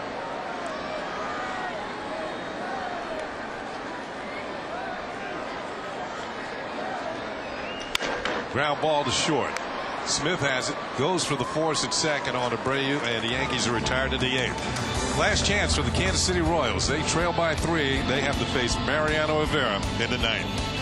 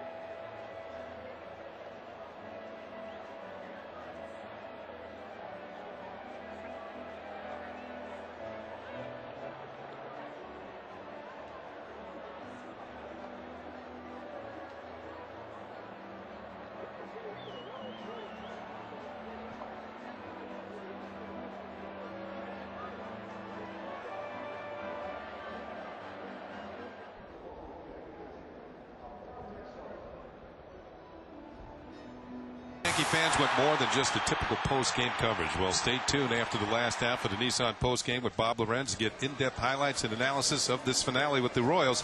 Plus, Kim Jones covers the clubhouse for interviews you won't get anywhere else. The Nissan post-game only on Yes. Mariano Rivera will face the top of the order for the Royals here in the 9th inning. Royals down to their last 3 outs. The Jesus at the plate is 0 for 3, and he hits slow roller to the right side. Mariano has it, flips to first, and 1 pitch, 1 out here in the 9th inning. Royals down to their last 2 outs. By the way, the Tigers lost this afternoon. So if the Yankees can win this game, they would move to within a half game of the Tigers in the wild card. For the lead in the wild card. But later on, Seattle and the Red Sox will, I think they might be underway out on the West Coast. And if Seattle wins that game, they will take over the wild card lead. They started the day just a half a game behind the Tigers in the wild card race. Kind of don't know who to root for out there. Root for Boston or you root for Seattle? Can never root for Boston, can you? I mean, that's one of those things I don't think you're allowed to do if you're a Yankee fan. I certainly haven't. That would be tough. 0-1 to count on Herman, who has had a very good day. 3 hits. That's high and inside. That moves him off the plate. It's a ball and a strike. Herman's also scored a run. 3 for 4 in the afternoon. You're always looking for that cutter. Herman gets reminded that Mariano has a nice little two-seamer that's going to run in on him. It's amazing how hitters can go from 6 foot to 6'2" in a hurry. Just straighten right up. Here's the 1-1 pitch, and that just missed the corner. 95 miles an hour.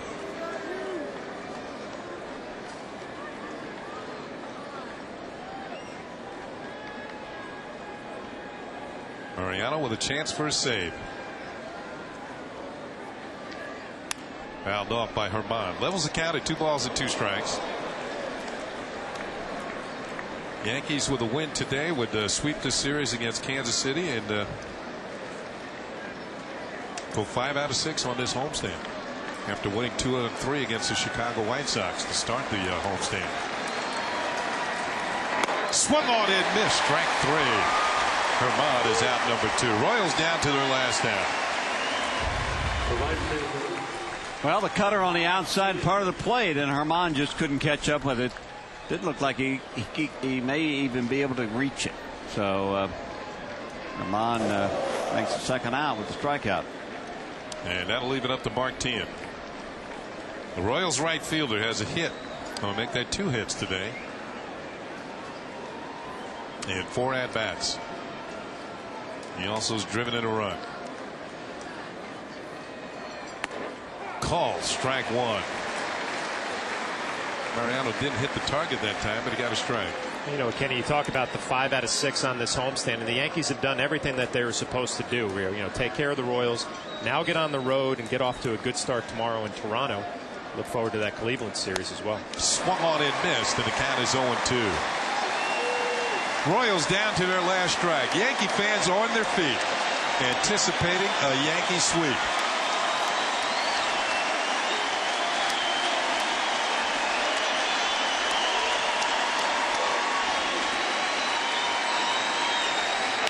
Ground ball to third for Betemit. On the backhand, a long throw across the diamond is in time, and the Yankees win it by a score of 8-5. They sweep the Kansas City Royals, and Mariano Rivera will pick up his 17th save of the season.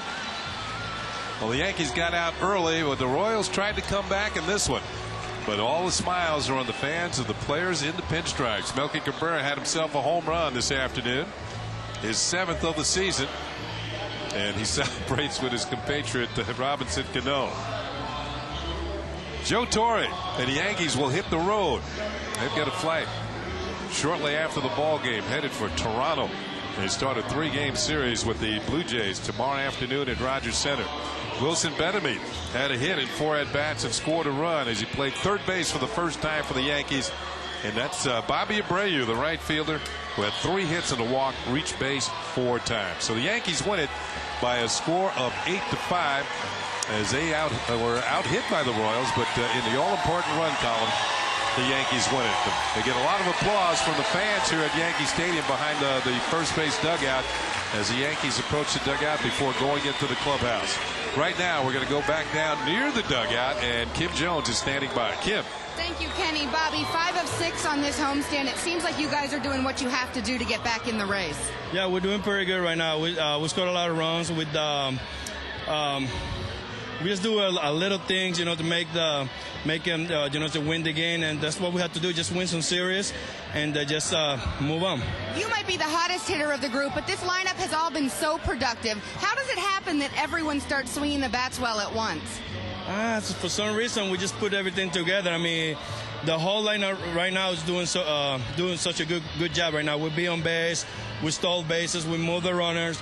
Everyone, you know, hit with the runners score position. So I think everything right now is click. So we have to just keep it like that. You're also doing a lot of damage with 2 outs to put pressure on that pitcher. Talk about that hit in the 2nd inning, 2 outs, bases loaded. You come up with a 2-run single. It was good. It was good. I mean, he threw me just a fast. He started with a changeup, and after that he came in with a fastball. I make pretty good contact on it. I just tried to just hit the ball to the middle, and finally, you know, get him there, drop the ball, get the base, you know, to the middle, and we scored a couple of runs there. So I think we have to just. That's one of the ways, you know, to keep the rally going, and you know, everybody just keep scoring. Let's keep scoring. Thank you, Bobby. Thank you, Kenny. Thank you, Kim. Thank you, Bobby. Yankees win by a score of 8-5, and wow, that's a good feeling when you head out on the road after a sweep. We've got much more to come from Yankee Stadium. Moving back in just a moment. Yankees celebrate an 8-5 victory.